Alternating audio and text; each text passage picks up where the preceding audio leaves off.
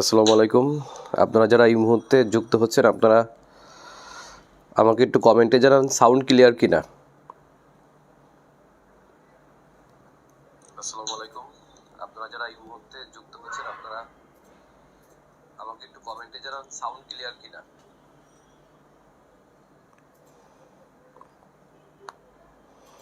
আচ্ছা, আর ক্লাসটা আমরা একটু শেয়ার দিয়ে রাখি সবাই। আচ্ছা, আমি একটু শেয়ার দিয়ে নিই, আপনারা একটু শেয়ার দেন পারলে।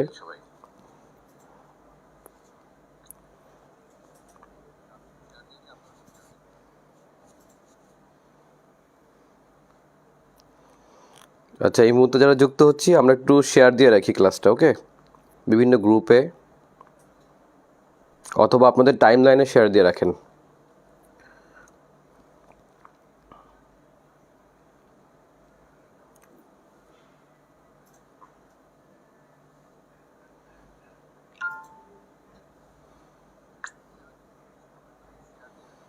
আচ্ছা, আপনাদের আগেই বলছি যে আমাদের শুক্রবার বই আসতেছে। এই শুক্রবার, অর্থাৎ যারা বইয়ের অপেক্ষায় ছিলেন দীর্ঘদিন ধরে, এই শুক্রবার আমাদের বইটা আসতেছে, কারেন্ট অ্যাফেয়ার্স ম্যানুয়াল। এবং এবছর আমি শিওর বলতে পারি যে অতীতের যে কোনো বারের থেকে সব থেকে বেশি সময় নিয়ে কাজ করা হয়েছে। অর্থাৎ তথ্যগত ত্রুটি যাতে সংশোধন করা যায় তার দিকে আমি সব থেকে বেশি মনোযোগ দিছি। এবং কয়েকদিন ধরে আপনাদেরকে আমি রেসপন্স করতে পারি নাই এই বইয়ের কারণে, আসলে বইয়ের কাজের কারণে। না প্রাইভেটে সময় দিতে পারছি, পার্সোনাল গ্রুপে যেখানে আমি ব্যাচ পড়াই সেটাও সময় দিতে পারি নাই, শুধুমাত্র বইয়ের কাজের কারণে। কারণ বই মাথা থেকে যাচ্ছিলই না, আসলে বই ছাড়া গতি হচ্ছিল না। তো বইয়ের কাজটা আমি শেষ করে আপনাদের অলরেডি আপনার বই ছাপা চলতেছে আজ থেকে। আমরা আশা রাখি যে বৃহস্পতি অথবা শুক্রবার থেকে আমরা বই পেয়ে যাব, অর্থাৎ কারেন্ট অ্যাফেয়ার্স ম্যানুয়াল শুক্রবার থেকে ইনশাল্লাহ বাজারে আপনারা পাবেন।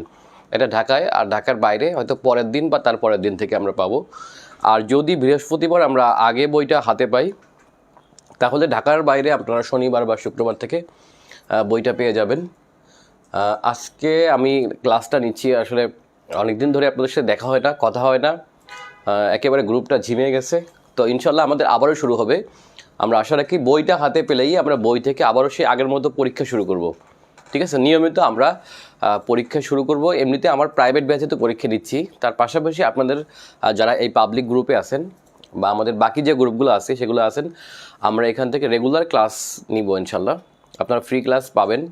আর পাশাপাশি যদি কেউ বেশি ক্লাস করতে চান, যাদের আগ্রহ, তারা আমার প্রাইভেট ব্যাচ আছে, ওখানে ভর্তি হতে পারেন। ওটার লিঙ্ক আমাদের ইয়াতে কমেন্টে দেওয়া থাকবে।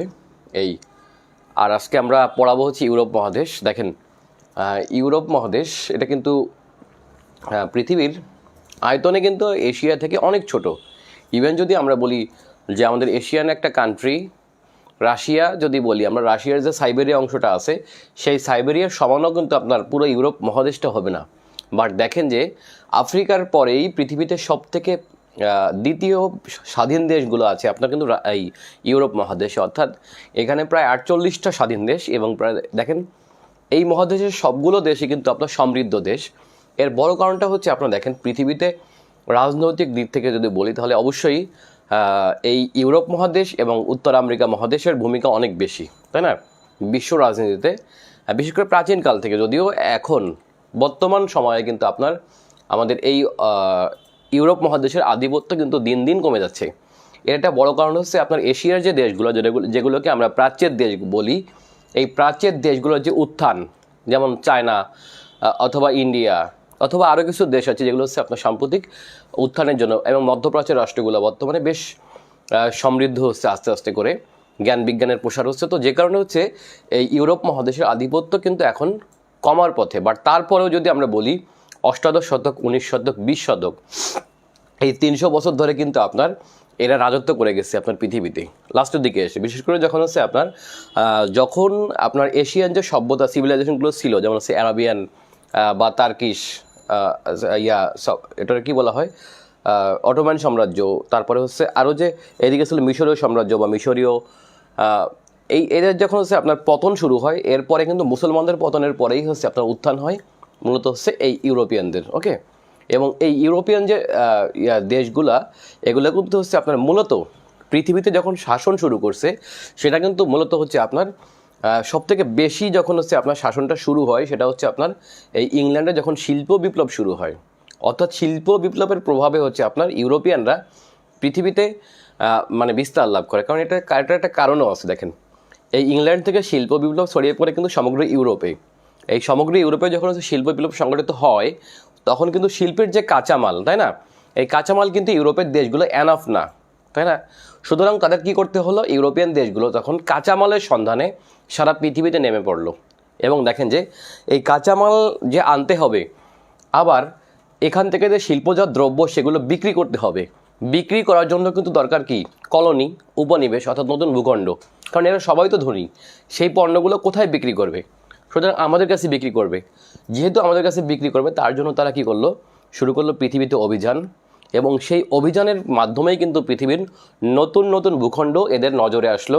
বিশেষ করে আফ্রিকান ভূখণ্ডগুলো, আমেরিকার ভূখণ্ড, ভারতীয় ভূখণ্ড, এশিয়ান আদার্স যে ভূখণ্ডগুলো, এটা কিন্তু এই কলোনিজম আসছে কিন্তু মূলত এই শিল্প বিপ্লব থেকে। ওকে, এই পণ্যগুলো বিক্রি করার জন্য তাদের যে নতুন জায়গা দরকার ছিল, এবং সেইখান থেকে আবার কম দামে পণ্য নিয়ে আসতো, মানে কাঁচা পণ্য নিয়ে আসতো, তাই না, কাঁচা পণ্য বা আকরিক নিয়ে আসতো হচ্ছে কলোনি থেকে। আর ইউরোপিয়ান এইসব দেশে হচ্ছে পণ্য তৈরি হতো, সেই পণ্যগুলো আবার বিক্রি করতে হতো কোথায়, এই প্রাচ্যের দেশগুলোয় অথবা হচ্ছে আপনার এই কলোনিতে।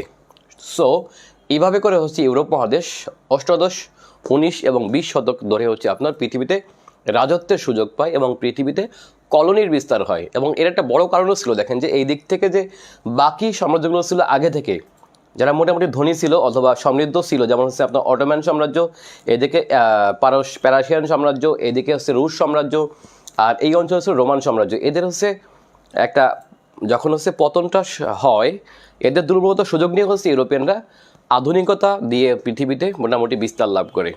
বিশেষ করে আধুনিক অস্ত্র আসছে। এখন দেখেন অটোম্যানরা কিন্তু আগে থেকে সমৃদ্ধ, কিন্তু অটোম্যানরা টিকতে পারেনি ইউরোপিয়ানদের কাছে। কেন টিকতে পারেনি? কারণ এটা হচ্ছে আপনার আধুনিক অস্ত্রে সজ্জিত, ওকে, জ্ঞান বিজ্ঞানে।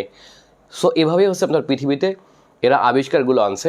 এখন যদিও বর্তমানে যদি আমি বলি, সমগ্র ইউরোপ মহাদেশটা যদি বলি আমি, সমগ্র ইউরোপে যে 48টা দেশ, দেখেন যে এই 48টা দেশের জিডিপির আকার কিন্তু আপনার এখন শুধুমাত্র ইউএসের সমান না, আপনারা জানেন কি না।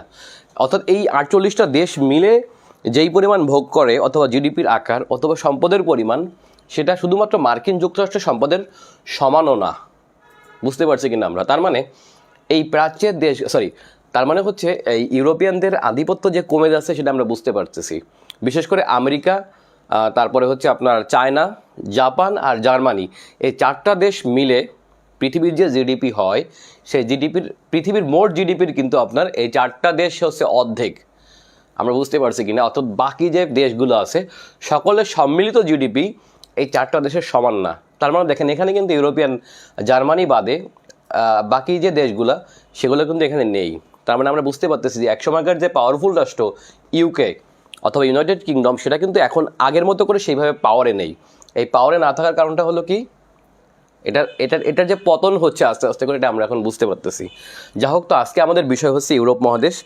আমরা একটু ভিতরে যাব।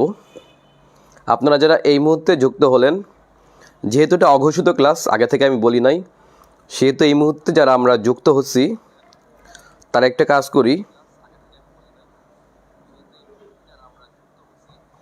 আচ্ছা তারা একটু শেয়ার দিয়ে রাখি, খুবই ভালো হয়। হ্যাঁ, যেহেতু অঘোষিত ক্লাস একেবারে, আমরা একটু শেয়ার দিয়ে রাখি। ক্লাসটা শেয়ার দেই, তারপরে আমি শুরু করব। আচ্ছা, আরেকটা কাজ করতে পারি, আমরা একটু কমেন্টে জানাই যে আমরা কে কোথা থেকে যুক্ত হচ্ছি। এতে একটা কাজ হবে যে অনেকের কাছে নোটিফিকেশন যাবে। একটু কমেন্টে জানান যে কে কোথা থেকে আমরা এই মুহূর্তে যুক্ত আছি।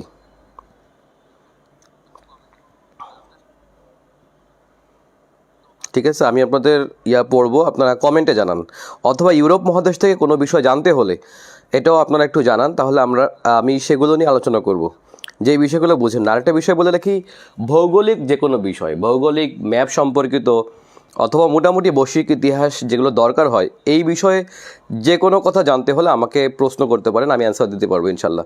আর পৃথিবীর মানচিত্র নিয়ে, পৃথিবী না বাংলাদেশ, পৃথিবী বাংলাদেশ, আপনি সাগর মহাসাগর দেশ যাই বলেন না কেন, কোনো মানচিত্র না বুঝলে কোনো বিষয়ে, কোনো ভৌগোলিক বিষয়টা যদি ক্রিটিক্যাল লাগে, তাহলে এটা আপনাকে কমেন্টে জানাবেন, আমি যে কোনো বিষয়ে অ্যান্সার দিতে পারি।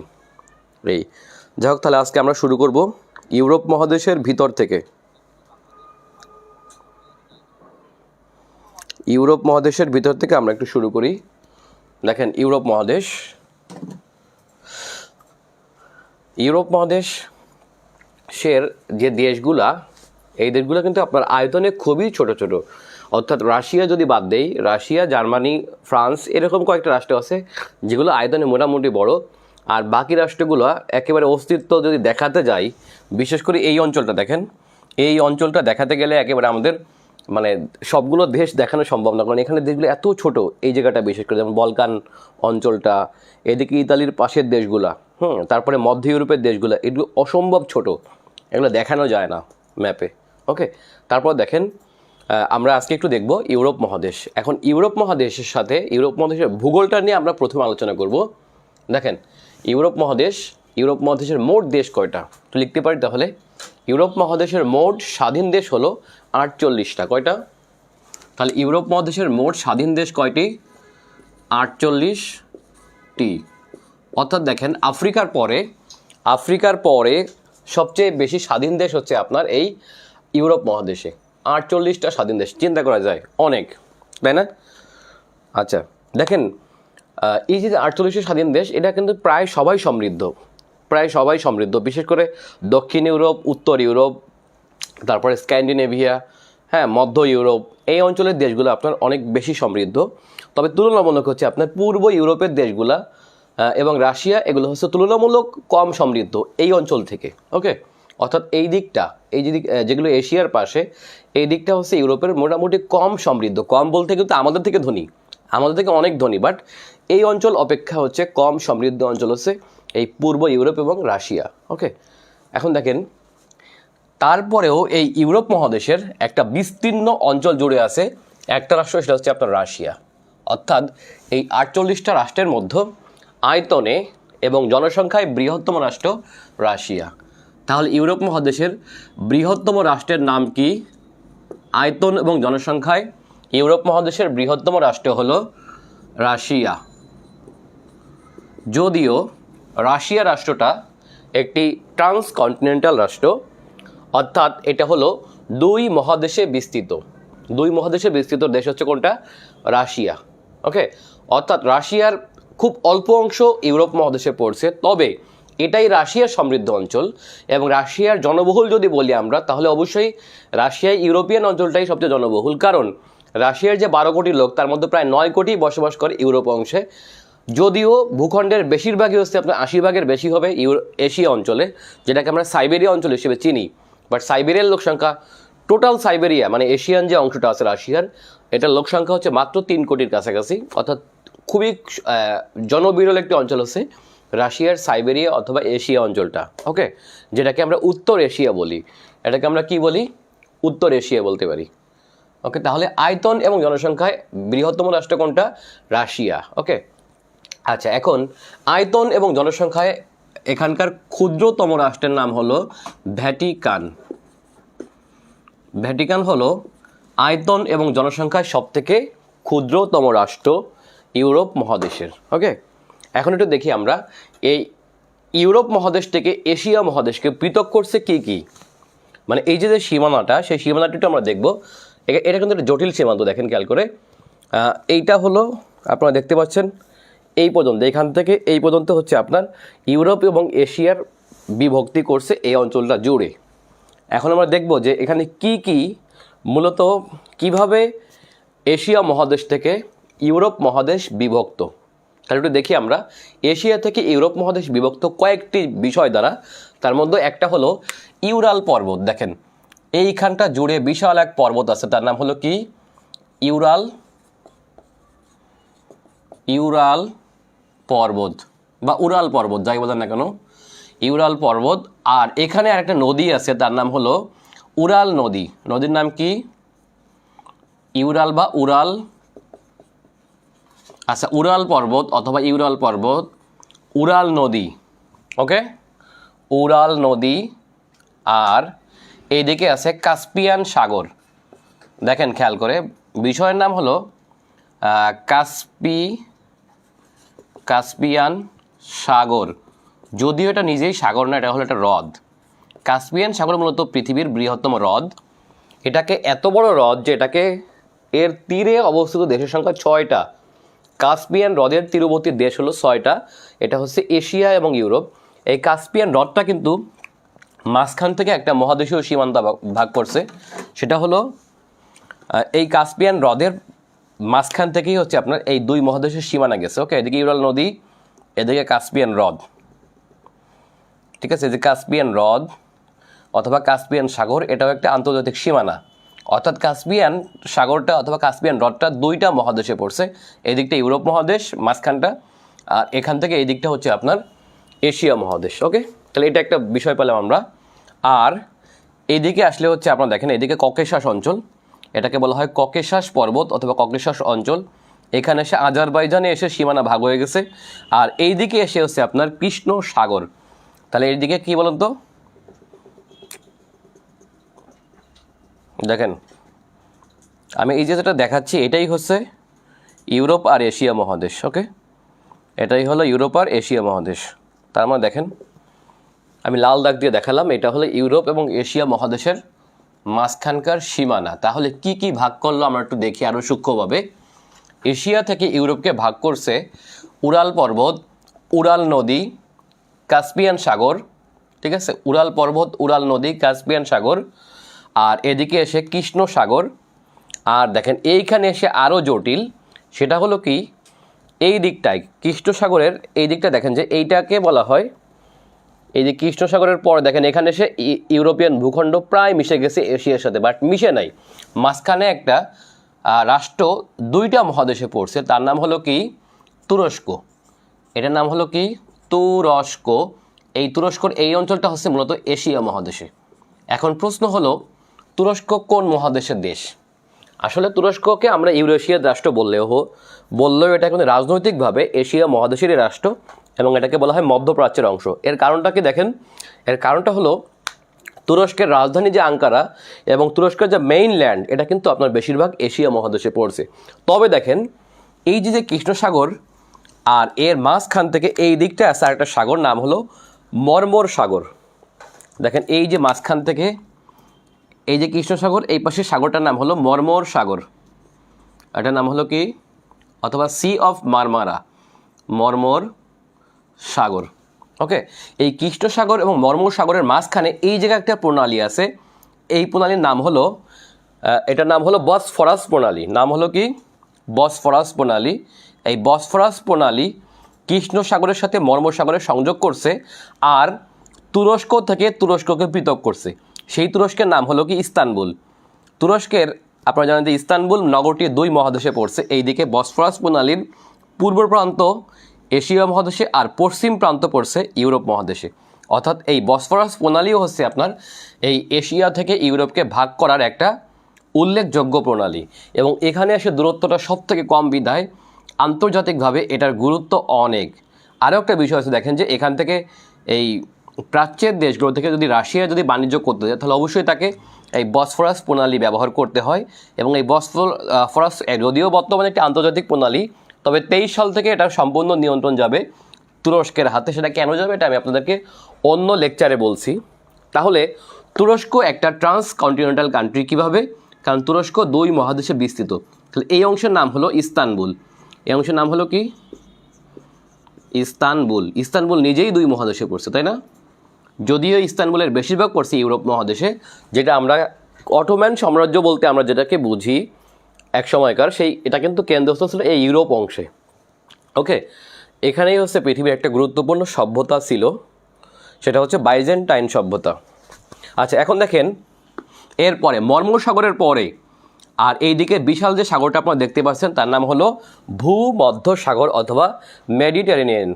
মেডিটেরেনিয়ান বলা হয় কেন দেখেন, এর কারণটা হচ্ছে চারদিকে প্রায় চারদিকে দেখেন ভূখণ্ড। এইদিকে ইউরোপ, এইদিকে এশিয়া, এদিকে আফ্রিকা মহাদেশ, আর দেখেন এইখানে এসে হালকা শুধুমাত্র আটলান্টিক মহাসাগরের সাথে যুক্ত। চারদিকে ভূমি দ্বারা বেষ্টিত বলে এটাকে বলা হয় ভূমধ্য সাগর অথবা মেডিটেরেনিয়ান। ভূমির মধ্যবর্তী সাগর থেকে আসছে এই মেডিটেরেনিয়ান অথবা ভূমধ্য নামটা। তাহলে আমরা আরও একটা জিনিস পেলাম, সেটা হচ্ছে এই যে মর্মর সাগর এই মর্মর সাগরের সাথে এই দিকে আরেকটা সাগর আছে, ছোট সাগর, যাকে বলা হয় ইজিয়ান সাগর। এটার নাম হলো কি? ইজিয়ান সাগর। ওকে, এখন দেখেন এই মর্মর সাগর আর ইজিয়ান সাগরের মাঝখানে এই জায়গায় আরেকটা প্রণালী আছে, সেই প্রণালীর নাম হলো দারদানেলিস প্রণালী। অর্থাৎ দারদানেলিস প্রণালী হচ্ছে আরেকটা সীমান্ত এশিয়া থেকে ইউরোপকে ভাগ করার। তাহলে আমি এখানে কি কি পেলাম? এশিয়া থেকে ইউরোপ ভাগ হয়েছে কি কি দ্বারা? এক, আবারও বলি, ইউরাল পর্বত অথবা উরাল পর্বত, উরাল নদী, কাস্পিয়ান সাগর, কৃষ্ণ সাগর, তারপরে হলো বসফরাস প্রণালী, মর্মর সাগর, দারদানালিস প্রণালী। এই কয়টি দ্বারা হলো এশিয়া মহাদেশ থেকে ইউরোপ মহাদেশ বিভক্ত। এখন দেখেন এখানে এসে আন্তর্জাতিকভাবে আমরা কিছু সমস্যা দেখতে পাচ্ছি। সেটা হচ্ছে কিছু রাষ্ট্র দুই মহাদেশে পড়ে গেছে, যেগুলোকে আমরা কি বলতে পারি ট্রান্সকন্টিনেন্টাল কান্ট্রি, অর্থাৎ এগুলা দুই মহাদেশে বিস্তৃত দেশ, অথবা বাংলায় বলা হয় এটাকে আন্তঃমহাদেশীয় রাষ্ট্র। তাহলে আন্তঃমহাদেশীয় রাষ্ট্র এই ইউরোপের সাথে এশিয়ার আন্তঃমহাদেশীয় রাষ্ট্র কোনগুলা একটু দেখি আমরা, যেটাকে আমরা আর এক অর্থে বলতে পারি ইউরেশিয়ান রাষ্ট্র কোনটি? ইউরেশিয়ান অর্থাৎ ইউরোপ প্লাস এশিয়ান রাষ্ট্র কোনটি? আচ্ছা, তাহলে প্রথমে দেখতে পাচ্ছেন আপনার রাশিয়া। প্রথমে কি আছে? রাশিয়া। রাশিয়াটাকে ইউরোপ বলতে পারি। আর এদিকেও রাশিয়া, কিন্তু এটা হচ্ছে রাশিয়ান সাইবেরিয়া, এটা হচ্ছে এশিয়া অঞ্চলে পড়ছে। কোথায় পড়ছে? এশিয়া। তাহলে রাশিয়া একটি ইউরেশিয়ান রাষ্ট্র। ওকে, এরপর দেখেন রাশিয়ার পরে এই দিকে আরও একটা বৃহত্তম রাষ্ট্র, পৃথিবীর নবম বৃহত্তম রাষ্ট্র, তার নাম কাজাখস্তান। দেশের নাম কি? কাজাখস্তান। যদিও কাজাখস্তানের প্রায় 95% ভূখণ্ড এশীয় মহাদেশে পড়ছে, তবে দেখেন খেয়াল করে উরাল নদীর পূর্ব পশ্চিম অংশ এই দিকটা পড়ছে হচ্ছে আপনার কোন দিকে? ইউরোপ মহাদেশে। তার মানে কাজাখস্তান, এটাও কাজাখস্তান, দেখছেন, এটাও কাজাখস্তান।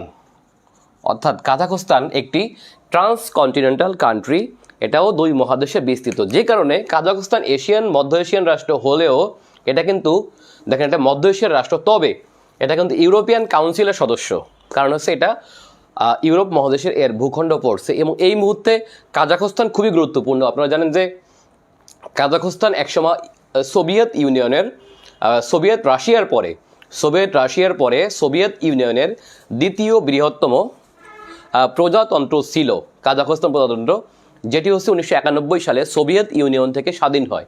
এবং এই কাজাখস্তান কিন্তু আপনার পৃথিবীর সবথেকে বৃহত্তম ইউরেনিয়ামের রিজার্ভ। এবং একই সাথে এই কাজাখস্তান হলো পৃথিবীর বৃহত্তম ল্যান্ডলক কান্ট্রি। ওকে, এটা একটা আন্তঃমহাদেশীয় রাষ্ট্র এবং এখানে কিন্তু লোকসংখ্যার ঘনত্ব খুবই কম। মধ্য এশিয়ার রাষ্ট্র লোকসংখ্যার ঘনত্ব খুবই কম, তবে এর কিছু গুরুত্ব আছে। এর মধ্যে একটা হলো আপনারা জানেন যে পৃথিবীতে যেখান থেকে যে কয়েকটি স্থান থেকে, যেমন ফ্লোরিডা, তারপর হচ্ছে আপনার কাজাখস্তানের বাইকনুর, হ্যাঁ, দুইটা স্থানের গুরুত্ব অনেক পৃথিবীতে, যেখান থেকে হচ্ছে মহাকাশ যান পাঠানো হয়। এটা কিন্তু খুবই গুরুত্বপূর্ণ। দেখেন মহাকাশ যান পাঠানো হয় পৃথিবীতে যে কয়েকটি অঞ্চল থেকে, তার মধ্যে গুরুত্বপূর্ণ একটা হচ্ছে কাজাখস্তানের বাইকনুর। জায়গার নাম হলো কি? কাজাখস্তানের বাইকনুর, বাইকনুর মহাকাশ স্টেশন অবস্থিত হচ্ছে আপনার কাজাখস্তানে। এবং এই কাজাখস্তান থেকে কিন্তু আপনার মূলত এখন পর্যন্ত রাশিয়া তাদের যে মহাকাশে যা কিছু পাঠায় না কেন, ইভেন যে আপনার মহাকাশে প্রথম যখন রাশিয়া নভোযান পাঠায় তখন কিন্তু এই কাজাখস্তান থেকে পাঠাতে হয়। সো এই কাজাখস্তানে আবার শুরু হলো সাম্প্রতিক সময়ে আপনার সরকার বিরোধী বিক্ষোভ। এর কারণটা কি? এর কারণটা হলো কাজাখস্তান জানেন যে আপনার একই সাথে ইউরেনিয়াম সমৃদ্ধ দেশ, আবার একই সাথে এটা হচ্ছে অন্যতম তেল রিজার্ভের দেশ। এখানে প্রচুর পরিমাণে তেল পাওয়া যায়, তেল এবং গ্যাস। যদিও এই দেশেই হচ্ছে আপনার আবার তেলের দাম বৃদ্ধি পেল এই যে কোভিড-19 পরে, এবং এই কোভিড-19 পরে তেলের দাম বৃদ্ধি পেলে কাজাখস্তানে শুরু হয় সরকার বিরোধী বিক্ষোভ। সেই বিক্ষোভে কাজাখস্তানের প্রধানমন্ত্রী এবং মন্ত্রিসহ পদত্যাগ করে, এবং সেখানে কিন্তু কাজাখস্তানের বর্তমান যে প্রেসিডেন্ট কি যেন নামটা ভুলে গেলাম, উনি কিন্তু আপনার রাশিয়ার সাহায্য প্রার্থনা করছে। এবং সেখানে কিন্তু রাশিয়ার প্রেসিডেন্ট ভ্লাদিমির পুতিন হচ্ছে আপনার এখানে সৈন্য মোতায়েন করছে। কোথায়? কাজাখস্তানে। এবং সেখানে রাশিয়ার একটা অজুহাত ছিল যে আমরা আসলে কাজাখস্তানে সৈন্য পাঠাইনি, আমরা কাজাখস্তানে সৈন্য পাঠাইছি হচ্ছে মূলত সরকারের পক্ষে না, এটা হচ্ছে ওদের যে মহাকাশ স্টেশন আছে ওখানে ভাড়া নেওয়া। অর্থাৎ 2050 সাল পর্যন্ত এই যে বাইকনুর মহাকাশ স্টেশন ব্যবহার করবে রাশিয়া। এর কারণটা হচ্ছে এটা কাজাখস্তানের হলেও এটা লিজ নেওয়া বর্তমানে রাশিয়ার, এবং রাশিয়া বলতেছে যে আমরা এখানে ইউজ করতেছি শুধুমাত্র এখানে আমাদের সৈন্য পাঠাচ্ছি শুধুমাত্র ইয়ার জন্য, আমাদের মহাকাশ নিরাপত্তার জন্য। যদিও এটা একটা অজুহাত, মূলত হচ্ছে কাজাখস্তানের সাথে সম্পর্ক খুবই ভালো হচ্ছে রাশিয়ার। এর কারণটা কি দেখেন, আপনারা জানেন যে কাজাখস্তান সোভিয়েত ইউনিয়ন থেকে স্বাধীন হওয়া একটি দেশ, এবং এই কাজাখস্তানের যে প্রথম প্রেসিডেন্ট হন তিনি কিন্তু আপনার সোভিয়েত ইউনিয়নের একজন নেতা ছিল। তার নাম হলো আপনার নূর সুলতান, ব্যক্তির নাম হচ্ছে কি নূর সুলতান নাজারবায়েভ, নাম হচ্ছে কি নূর সুলতান নাজারবায়েভ। এই নূর সুলতান নাজারবায়েভ 1984 থেকে 90 সাল পর্যন্ত কাজাখস্তানের পিএম ছিলেন, প্রধানমন্ত্রী ছিলেন, এবং 1991 পর্যন্ত। আর 91 থেকে তিনি আবার 2019 পর্যন্ত, হ্যাঁ 91 থেকে 2019 পর্যন্ত ছিল একটানা সোভিয়েত কাজাখস্তানের ছিল প্রেসিডেন্ট। এবং এই নূর সুলতান আবার যেহেতু ওনার বয়স হয়ে গেছে শেষ পর্যায়ে, সেহেতু উনি কিন্তু আপনার কী করছে, ওনারই যোগ্য কাউকে হচ্ছে আপনার এদেশের প্রেসিডেন্ট হিসেবে বসাইছে, যে হচ্ছে বর্তমানে ক্ষমতাসীন। এখন যেহেতু কাজাখস্তানের নূর সুলতান নামে যে ব্যক্তি, তার নাম অনুসারে হচ্ছে বর্তমান প্রেসিডেন্ট, এদের রাজধানীর নাম করছে নূর সুলতান। ওকে, তো নূর সুলতান কে? নূর সুলতান হচ্ছে আপনার কাজাখস্তানের প্রথম প্রেসিডেন্ট। ওকে, আর এই নূর সুলতান কিন্তু বর্তমান পর্যন্ত নাওয়েডেজ তিনি কিন্তু কাজাখস্তানের প্রধান আর কি, এটাকে কি বলবে, এদেশের যে আপনার সিকিউরিটি কাউন্সিল, হ্যাঁ ন্যাশনাল সিকিউরিটি কাউন্সিলের প্রধান কিন্তু এখনও নূর সুলতান। সো নূর সুলতানের প্রভাব একেবারে রয়ে গেছে দেশে এখনও। সো বর্তমানে যে রাশিয়া সৈন্য পাঠাচ্ছে ভ্লাদিমির পুতিন, এর কারণটা হচ্ছে আপনার নূর সুলতানের সাথে এই ভ্লাদিমির পুতিনের সম্পর্ক খুবই ভালো। এই কারণে হচ্ছে তাকে রক্ষার জন্য মূলত হচ্ছে এখানে সৈন্য মোতায়েন করা হয়। আচ্ছা, এখানে আরেকটু বলে রাখা দরকার যে কাজাখস্তান কিন্তু কাজাখস্তানের রাজধানী যে নূর সুলতান, এর আগের নাম ছিল হচ্ছে আস্তানা। কি ছিল? আস্তানা। তাহলে এখানে আমি কি শিখলাম? আমরা শিখলাম হচ্ছে কাজাখস্তান একটি ট্রান্সকন্টিনেন্টাল কান্ট্রি, এটা আপনারা অনেকেই জানতেন না। আচ্ছা, এবার আসি এদিকে আরেকটা রাষ্ট্র হচ্ছে, নাম হলো আজারবাইজান। এটা কিন্তু এটা সীমান্তবর্তী রাষ্ট্র। দেখেন, এটাও কিছু অংশ পড়ছে ইউরোপ মহাদেশে আজারবাইজানের, যদিও কাজাখস্তান একটি এশিয়ান রাষ্ট্র। এইদিকে এটা হলো পৃথিবীতে, যেহেতু ইরানের পাশে, দেশের নাম কি? এটার নাম হলো আজারবাইজান। এখানকার প্রধান জাতিগোষ্ঠীর নাম হচ্ছে আজার জাতি, আজার থেকে আজারবাইজান, এবং এরা হলো শিয়া প্রধান রাষ্ট্র। কী প্রধান বলতো? শিয়া প্রধান। যেহেতু শিয়া প্রধান, বুঝতেই পারছেন তার পাশেই আছে ইরান। এখানে কে আছে? ইরান। আচ্ছা, এই ইরানও আপনার একটা শিয়া প্রধান রাষ্ট্র, এবং আপনারা জানেন কি না যে এই ইরানের জনসংখ্যার একটা বড় অংশ হচ্ছে আজার জাতি। কি জাতি? এইদিকের যে ইরান, এই ইরানের হচ্ছে আপনার বিশাল এক জাতি হচ্ছে আপনার আজার জাতি, অর্থাৎ আজার জাতি বসবাস করে উত্তর ইরানে এবং হচ্ছে আপনার এই আজারবাইজানে, এবং ইভেন আজারবাইজান থেকেও বেশি আজার বসবাস করে ইরানে। কোথায় বসবাস করে? ইরানে। সুতরাং দেখেন, ইরানও শিয়া প্রধান এবং এই আজারবাইজানও একটি শিয়া প্রধান মুসলিম রাষ্ট্র, যদিও এখানে হিউজ পরিমাণ মুসলিম, বাট এরা কিন্তু শিয়া মুসলিম। এখন দেখেন খেয়াল করে, এই আজারবাইজানের মাঝখান থেকে গেছে হচ্ছে আপনার মহাদেশীয় সীমানা, অর্থাৎ এরও কিছু ভূখণ্ড পড়ছে কোথায়? ইউরোপ মহাদেশে। অর্থাৎ আজারবাইজানও একটি ট্রান্সকন্টিনেন্টাল কান্ট্রি। আর এদিক তো তুরস্কের কথা আগেই বলছি, তুরস্ক একটি আন্তঃমহাদেশীয় রাষ্ট্র, কারণ এর ইস্তানবুল অংশ পড়ছে কোথায়? ইউরোপ মহাদেশে। তাহলে এশিয়া থেকে ইউরোপের সীমান্ত আমরা দেখতে পেলাম। আর আফ্রিকা থেকে ইউরোপ মহাদেশ বিভক্ত হলো ভূমধ্য সাগর দ্বারা। দেখেন, বিশাল করে ভূমধ্য সাগর। আর এখানে এসে দেখেন যে এদিকে আছে রক অফ জিব্রাল্টার। এর নাম অনুসারে এখান থেকে যে প্রণালী, তার নাম হলো জিব্রাল্টার প্রণালী। অর্থাৎ এই জিব্রাল্টার প্রণালী দ্বারা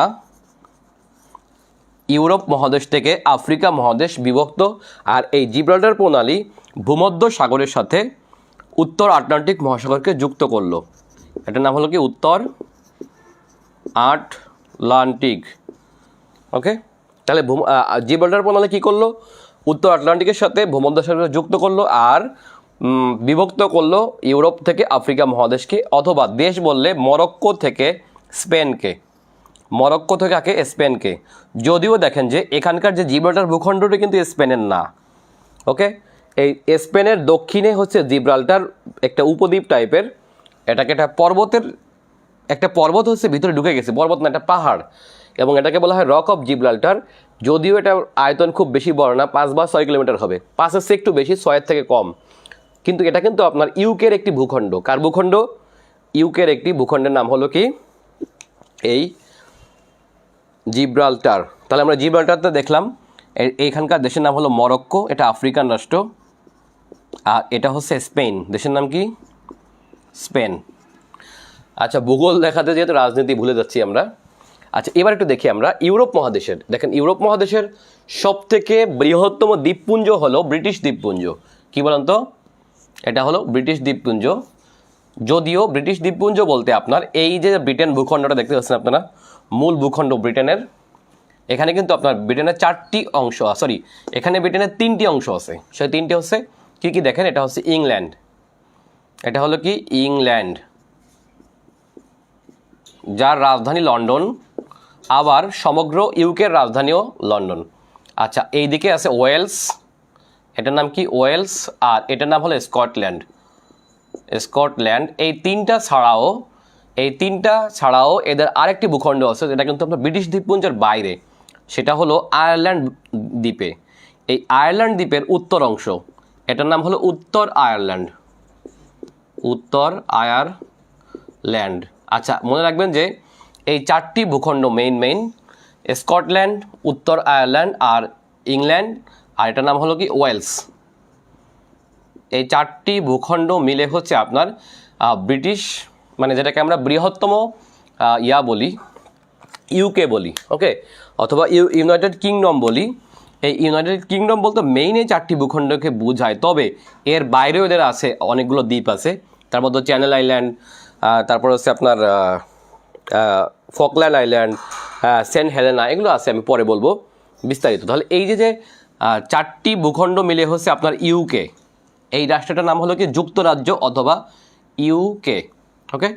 এই যুক্তরাজ্য অথবা ইউকের 4টি ভূখণ্ড মেইন, এটা নিয়ে হচ্ছে আপনার, এটাকে বলা হয় গ্রেট ব্রিটেন বলা হয়। আর এখানকার যে ব্রিটিশ দ্বীপপুঞ্জ বললে আমাদের শুধুমাত্র ইংল্যান্ড, ওয়েলস এবং স্কটল্যান্ডকে একসাথে বলা হয় ব্রিটিশ দ্বীপপুঞ্জ, ওকে। আর পাশাপাশি এখানে ক্ষুদ্র কিছু দ্বীপ আছে, এগুলো মিলে হচ্ছে আপনার ব্রিটিশ দ্বীপপুঞ্জ, ওকে। তার মানে উত্তর আয়ারল্যান্ড কিন্তু আপনার আলাদা একটা ভূখণ্ড, তবে এটা ইউকের অংশ। আচ্ছা, তাহলে ইউরোপের সবথেকে বৃহত্তম দ্বীপপুঞ্জ হলো ব্রিটিশ দ্বীপপুঞ্জ, যেটা একটা সমৃদ্ধ দেশ বলতে পারি আমরা। আচ্ছা, এখন একটু আমরা দেখি যে ইউরোপের কয়েকটি আঞ্চলিক ভাগ আছে, সেই আঞ্চলিক ভাগগুলো আমরা এই মুহূর্তে দেখব, যেগুলো অনেক বেশি গুরুত্বপূর্ণ। আচ্ছা, আপনারা কি শুনতে পাচ্ছেন কি না, অথবা কিছু কমেন্ট পড়তে পারতেছি না আমি? আচ্ছা, একটু কমেন্ট পড়ে নেই, দেখি আপনাদের কী অবস্থা, কোনো কিছু জানতে চান কি না।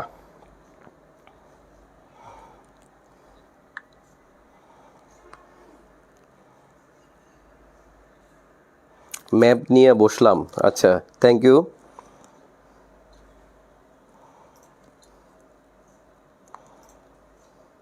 আচ্ছা, কিছু জানতে চাইলে আপনারা কমেন্টে জানালে ভালো হয়। সব কমেন্ট পড়তে পারি না কেন, বুঝতে পারতেছি না। আচ্ছা, যা হোক, এবার আমরা দেখব ইউরোপের কয়েকটি গুরুত্বপূর্ণ অঞ্চল, উপদ্বীপ, এগুলো সম্পর্কে দেখব। দেখেন, ইউরোপকে আপনার কয়েকটি ভৌগোলিক ভাগে ভাগ করা হয়, এর মধ্যে দিকের অনুসারে ভাগ করা হয়। যেমন উত্তর ইউরোপ, ঠিক আছে, উত্তর ইউরোপ বলা হয় এগুলোকে। এই যে হচ্ছে উত্তর ইউরোপ, এই দিকে আছে পশ্চিম ইউরোপ, এই দিকটা হচ্ছে পশ্চিম ইউরোপ, এই দিকটাকে বলা হয় দক্ষিণ ইউরোপ, ঠিক আছে, আর এই দিকটাকে বলা হয় পূর্ব ইউরোপ। এই যে ভাগগুলো বললাম, এই ভাগগুলোর থেকে বেশি গুরুত্বপূর্ণ হলো এর থেকে ভিতরে আরও কিছু বিশেষ অঞ্চল আছে, যেই অঞ্চলগুলো থেকে আপনার বেশি পরীক্ষায় প্রশ্ন এসে থাকে। আমরা আজকে দেখব সেই অঞ্চলগুলো কি কি। আমরা একটু দেখি সেই অঞ্চলগুলো কি কি। তাহলে আমাদের প্রথমে যেই অঞ্চলটা আসবে সেটি হলো স্ক্যান্ডিনেভিয়া। কি বলেন তো? স্ক্যান্ডিনেভিয়া। আমরা এই প্রসঙ্গ স্ক্যান্ডিনেভিয়া এবং নর্ডিক অঞ্চল কোনগুলো, এখানে এসে আমরা অনেক বেশি ভুল করে ফেলি, যে কোনগুলো স্ক্যান্ডিনেভিয়া আর কোনগুলো বলকান অঞ্চল, কোনগুলো বলকান অঞ্চল, কোনগুলো বাল্টিক অঞ্চল, আর কোনগুলো নর্ডিক অঞ্চল, কোনগুলো ককেশাস অঞ্চল। এগুলো হচ্ছে আপনার পরীক্ষায় অনেক বেশি প্রশ্ন এসে থাকে। তাহলে আমরা এখন দেখব প্রথমেই স্ক্যান্ডিনেভিয়া কি, ঠিক আছে। দেখেন, স্ক্যান্ডিনেভিয়া বলতে যেই ভূখণ্ডগুলোকে বোঝায় সেটা হচ্ছে পৃথিবীর একেবারে উত্তর দিকের 3টা রাষ্ট্র। একটা হলো নরওয়ে, দেখেন দেখতে পাচ্ছেন নরওয়ে মানে হচ্ছে উত্তরের পথ। নর মানে উত্তর, ওয়ে মানে পথ। নরওয়ে দেশের নামই হলো উত্তরের পথ, তার মানে দেশেই বোঝা যাচ্ছে এটা উত্তরের একটা দেশ। পাশের দেশ সুইডেন, দেশের নাম কি? সুইডেন। আর এই যে মাঝখানে দেখেন বাল্টিক সাগর, এদিকে উত্তর সাগর, এর এই মাঝখানে একটা ছোট রাষ্ট্র দেখেন, এটা একটা উপদ্বীপ টাইপের, সমুদ্রের ভিতরে একটা উপদ্বীপ, তার নাম হলো ডেনমার্ক। দেশের নাম কি? দেশের নাম হলো ডেনমার্ক। তাহলে স্ক্যান্ডিনেভিয়া কে কে? তাহলে স্ক্যান্ডিনেভিয়ান রাষ্ট্র হলো নরওয়ে, সুইডেন ও ডেনমার্ক। আচ্ছা, অনেক জায়গায় আমরা 5টি দেশ পড়ি, এটা একটা ভুল তথ্য। আপনারা একটু আজকেই সার্চ দিয়ে দেখবেন যে স্ক্যান্ডিনেভিয়ার সাথে নর্ডিক অঞ্চলের পার্থক্য আছে। সেই পার্থক্যটা আমি একটু আজকে আপনারা দেখাবো। তার মানে স্ক্যান্ডিনেভিয়ান রাষ্ট্র মোট কয়টি হবে? হলো আপনার 3টি। সেই 3টি হলো নরওয়ে, সুইডেন এবং ডেনমার্ক। এই 3টে রাষ্ট্র নামকরণ কিভাবে করা হলো সেটা হলো, আপনারা জানেন যে ডেনিস একজন সাহিত্যিক, তার নাম হলো হ্যান্স ক্রিশ্চিয়ান অ্যান্ডারসন। আপনি জানেন তিনি কল্পকাহিনীর একজন লেখক। এই হ্যান্স ক্রিশ্চিয়ান অ্যান্ডারসন হচ্ছে আপনার অষ্টাদশ শতকে হচ্ছে সুইডেনে বেড়াতে যায়, এবং সুইডেনে বেড়াতে যেয়ে সে হচ্ছে নিজেকে বলে আই এম এ স্ক্যান্ডিনেভিয়ান, অর্থাৎ আমি একজন স্ক্যান্ডিনেভিয়ান। এবং সেখান থেকে ব্যাপকভাবে হচ্ছে আপনার এই স্ক্যান্ডিনেভিয়া শব্দটির প্রয়োগ শুরু হয়। এর কিছু কারণও আছে। অতীতে এই ভূখণ্ডগুলো হচ্ছে আপনার কখনো জার্মান, কখনো ফরাসি শাসন দ্বারা হচ্ছে আপনার একসাথে শাসিত হতো, এবং এখানে কিন্তু আপনার ফরাসি উপনিবেশ থাকা অবস্থায়, যদিও এখন এটাকে উপনিবেশ হবে বলা যাবে না, কারণ অনেক হাত বদল হয়েছে লাস্টের দিকে এসে। ওকে, এবং সেটা হচ্ছে লাস্টে এসে হচ্ছে এই 3টা ভূখণ্ড একসাথে শাসিত হতো, একসাথে এক রাজার অধীনে শাসিত হতো। সুতরাং এই 3 দেশের ভাষাগত, সংস্কৃতিগত মিলের পরিমাণ সব থেকে বেশি এই দিকে। এবং দেখেন যে এই 3টা ভাষা একেবারে কাছাকাছি। ধরেন আপনার বাংলা, হিন্দি, বাংলা, হিন্দি, অসমিয়া যেরকম ভাষা না, মানে আমরা শুনলে বুঝতে পারি যে কোনটা অসমিয়া ভাষা, কোনটা বাংলা, কোনটা হিন্দি, শব্দগত একটা মিল থাকে। ঠিক তেমনই করে এই 3টে রাষ্ট্রের হচ্ছে আপনার ইতিহাস, ঐতিহ্য, সংস্কৃতি এবং ভাষাগত পার্থক্য থাকলেও মিলের পরিমাণ বেশি। কি বেশি? মিলের পরিমাণ বেশি বোঝায় এটাকে বলা হয় স্ক্যান্ডিনেভিয়া একসাথে। ঠিক আছে, তাহলে স্ক্যান্ডিনেভিয়ান রাষ্ট্র কোনটি? 3টি, নরওয়ে, সুইডেন এবং ডেনমার্ক। এখান থেকে আবার দেখেন যে এখানে এসে আবার 2টা ভৌগোলিক ভাগ আছে। সেই ভৌগোলিক ভাগটা কি দেখেন, যদি বলা হয় স্ক্যান্ডিনেভিয়ান উপদ্বীপ কি, ঠিক আছে, তখন কিন্তু অ্যান্সার হবে স্ক্যান্ডিনেভিয়ান উপদ্বীপ বলতে আমরা উপদ্বীপ কি দেখেন। আগে আমি উপদ্বীপে আসি। উপদ্বীপ বলতে বোঝানো হয় যার 3 দিকে জল। দেখেন এইদিকে জল, এদিকে জল, এদিকে জল, দেখছেন খেয়াল করে, এদিকে জল, এদিকে জল, এদিকে জল, আর একদিকে স্থলের সাথে যুক্ত, এটাকে বলতে পারি আমরা কি? উপদ্বীপ। দেখেন এই যে প্রায় 3 দিকে জল, ঠিক আছে, আর একদিকে স্থলভাগের সাথে যুক্ত, এটাও জল, এটা হচ্ছে স্থলভাগের সাথে যুক্ত, এটাকে বলা হয় হচ্ছে উপদ্বীপ। তাহলে যদি বলা হয় স্ক্যান্ডিনেভিয়ান উপদ্বীপের রাষ্ট্র কয়টি, তাহলে অ্যান্সার হবে 2টি। সেই 2টি হলো নরওয়ে প্লাস সুইডেন। দেখছেন, তাহলে নরওয়ে প্লাস সুইডেন এই 2টা রাষ্ট্রকে একত্রে বলা হবে স্ক্যান্ডিনেভিয়ান রাষ্ট্র। তাহলে ডেনমার্ক কি? তাহলে দেখেন ডেনমার্ক নিজেই একটা উপদ্বীপ, অর্থাৎ ডেনমার্কের এই দিকে বাল্টিক সাগর, আর এই দিকে হচ্ছে আপনার এই দিকটাকে বলা হয় উত্তর সাগর। এটাকে বলা হয় কি? উত্তর সাগর। দেখছেন, অর্থাৎ এইদিকে তার পানি, এদিকে পানি, এদিকে পানি, 3 দিকে পানি, এবং এই যে মাঝখানে যে ক্ষুদ্র রাষ্ট্র তার নাম হলো ডেনমার্ক, অর্থাৎ ডেনমার্ক নিজেই একটা উপদ্বীপ। তার মানে স্ক্যান্ডিনেভিয়ান রাষ্ট্র 3টি, এখানে আবার উপদ্বীপ 2টি। নরওয়ে এবং সুইডেন মিলে হচ্ছে আপনার স্ক্যান্ডিনেভিয়ান উপদ্বীপ, আর ডেনমার্ক নিজেই একটা স্বতন্ত্র উপদ্বীপ। ঠিক আছে, এটা আমরা এটুকু শিখলাম। এখন এখান থেকে আরও কিছু তথ্য আছে। দেখেন, স্ক্যান্ডিনেভিয়ান রাষ্ট্রগুলো হচ্ছে পৃথিবীর সবথেকে সুখী দেশ হিসেবে গণ্য করা হয়, অর্থাৎ স্ক্যান্ডিনেভিয়ান রাষ্ট্রগুলো পৃথিবীর সবথেকে সুখী অঞ্চল। ওকে, যদিও এই বস্তুগত সুখে যারা বিশ্বাসী না, এরকম ধরনের কিছু লোক আছে। যেমন হচ্ছে আপনার আমি যদি ভুটানকে বলি, ভুটান খুব বেশি ধনী না, বাট ভুটানের আসল যে মনের সুখ, সেই সুখটা কিন্তু অনেক বেশি। সুতরাং বস্তুগত সুখ যদি বলেন, তাহলে অবশ্যই হচ্ছে আপনার নরওয়ে, সুইডেনের রাষ্ট্রগুলো অনেক বেশি এগিয়ে। যেমন দেখেন নরওয়ে, এই নরওয়েকে বিবেচনা করা হয় পৃথিবীর সবথেকে ডেভেলপ কান্ট্রি হিসেবে, অর্থাৎ মানব উন্নয়নে সব থেকে এগিয়ে থাকা রাষ্ট্রের নাম হলো ডেনমার্ক। সুতরাং স্ক্যান্ডিনেভিয়ান রাষ্ট্রগুলো পৃথিবীর সব থেকে সুখী রাষ্ট্র হিসেবে বিবেচনা করা হয়। আর সম্মিলিতভাবে নর্ডিক অঞ্চল পৃথিবীর সব থেকে সুখী অঞ্চল, যদি সম্মিলিতভাবে বলি। আর স্পেসিফিকভাবে বললে হচ্ছে আপনার বলতে হবে এই স্ক্যান্ডিনেভিয়া। ওকে, তাহলে দেখেন এটা গেল স্ক্যান্ডিনেভিয়া। এখন এখান থেকে আরও কিছু বলি। নরওয়ে। নরওয়ে হলো পৃথিবীর সবথেকে উত্তরের একটি রাষ্ট্রের একটা, যেটা হচ্ছে আপনার এর এই দিকে দেখেন নরওয়ের কিছু ভৌগোলিক বৈচিত্র্য আছে। তার মধ্যে অন্যতম হলো দেখেন এই যে উত্তরের ভাগটা দেখা যাচ্ছে, এখান থেকে রাশিয়া, দেখেন রাশিয়া, এদিকে ফিনল্যান্ড, এদিকে সুইডেন, এদিকে নরওয়ে। ওকে, এই অঞ্চলটা এদিকে আছে আইসল্যান্ড, এদিকে হচ্ছে আপনার গ্রিনল্যান্ড। এই দিকটায় পড়ছে হলো 66.5 ডিগ্রি উত্তর অক্ষরেখা, যেটাকে আমরা বলি হচ্ছে সুমেরু রেখা। এটাকে আমরা কি বলতে পারি? সুমেরু রেখা। এখান থেকে ঠিক সোজা এভাবে গেছে। সুতরাং এই দিকটা পড়ছে পৃথিবীর একেবারে উত্তর মেরুতে। অর্থাৎ নরওয়ের একেবারে উত্তর প্রান্তে একটা মহানগর আছে যাকে বলা হয় হেমারফাস্ট। নাম কি? হেমারফাস্ট। এই হেমারফাস্টকে পৃথিবীর সর্ব উত্তরের নগরী হিসেবে বিবেচনা করা হয় এবং এটা পড়ছে কিন্তু পুরোপুরি উত্তর মেরুতে। সুতরাং উত্তর মেরুতে পড়ার কারণে এই হেমারফাস্টে সূর্যের কিরণ একেবারেই পৌঁছয় না বললেই চলে। সুতরাং এই হেমারফাস্টকে বলা হয় নিশীত সূর্যের নগরী, যেখানে রাতের বেলা সূর্য ওঠে। বছরে 6 মাস হচ্ছে টানা রাতের বেলা সূর্য ওঠে। অর্থাৎ এখানে প্রায় 24 ঘন্টাই প্রায় অন্ধকার থাকে, তবে অল্প একটু সূর্য দেখা যায় দূরের আকাশ থেকে। এটাকে বলা হয় উত্তরের নগরী। এই কারণে এটা হলো হেমারফাস্ট, যদিও অনেক সুন্দর একটা শহর এই হেমারফাস্ট। ঠিক আছে, সুতরাং নরওয়েকে বলা হয় নিশীত সূর্যের দেশ, আর হেমারফাস্টকে বলা হয় নিশীত সূর্যের নগরী। দেখেন, যেহেতু এটা অসম্ভব শান্তিপ্রিয় রাষ্ট্র, সুতরাং নরওয়ে থেকে ঘোষণা করা হয় নোবেল শান্তি পুরস্কার। অর্থাৎ নরওয়েজিয়ান পার্লামেন্ট থেকে ঘোষণা করা হয় নোবেল শান্তি পুরস্কার। এবং দেখেন নরওয়ে কিন্তু অনেক দেশে শান্তি আলোচনায় মুখ্য ভূমিকা পালন করে। যেমন আমরা বলতে পারি শ্রীলঙ্কার সরকারের সাথে তাদের দেশে যে আরেকটা বিদ্রোহী গোষ্ঠীর নাম হলো তামিল টাইগার। এই তামিল টাইগার এবং শ্রীলঙ্কান সরকারের মধ্যে যেই মধ্যস্থতা হয়, সেই মধ্যস্থতা কিন্তু যেই সমঝোতা হয়, সেই সমঝোতার মধ্যস্থতা করে কিন্তু যে রাষ্ট্র, সেটা হচ্ছে আপনার এই নরওয়ে। এরকম পৃথিবীর অনেক রাষ্ট্রে হচ্ছে আপনার সমঝোতার জন্য হচ্ছে নরওয়ে অনেক সময় ভূমিকা রাখে। অর্থাৎ শান্তি আলোচনায় নরওয়ের একটা মুখ্য ভূমিকা থাকে সবসময়। এবং তারও একটা কারণও আমরা বলতে পারি। দেখেন, জাতিসংঘ যখন সৃষ্টি হয়, এই জাতিসংঘের প্রথম যিনি মহাসচিব, তার নাম হচ্ছে ট্রিগভেলাই। এই ট্রিগভেলাই কিন্তু আপনার এই নরওয়ের অধিবাসী। ঠিক আছে, নরওয়ে।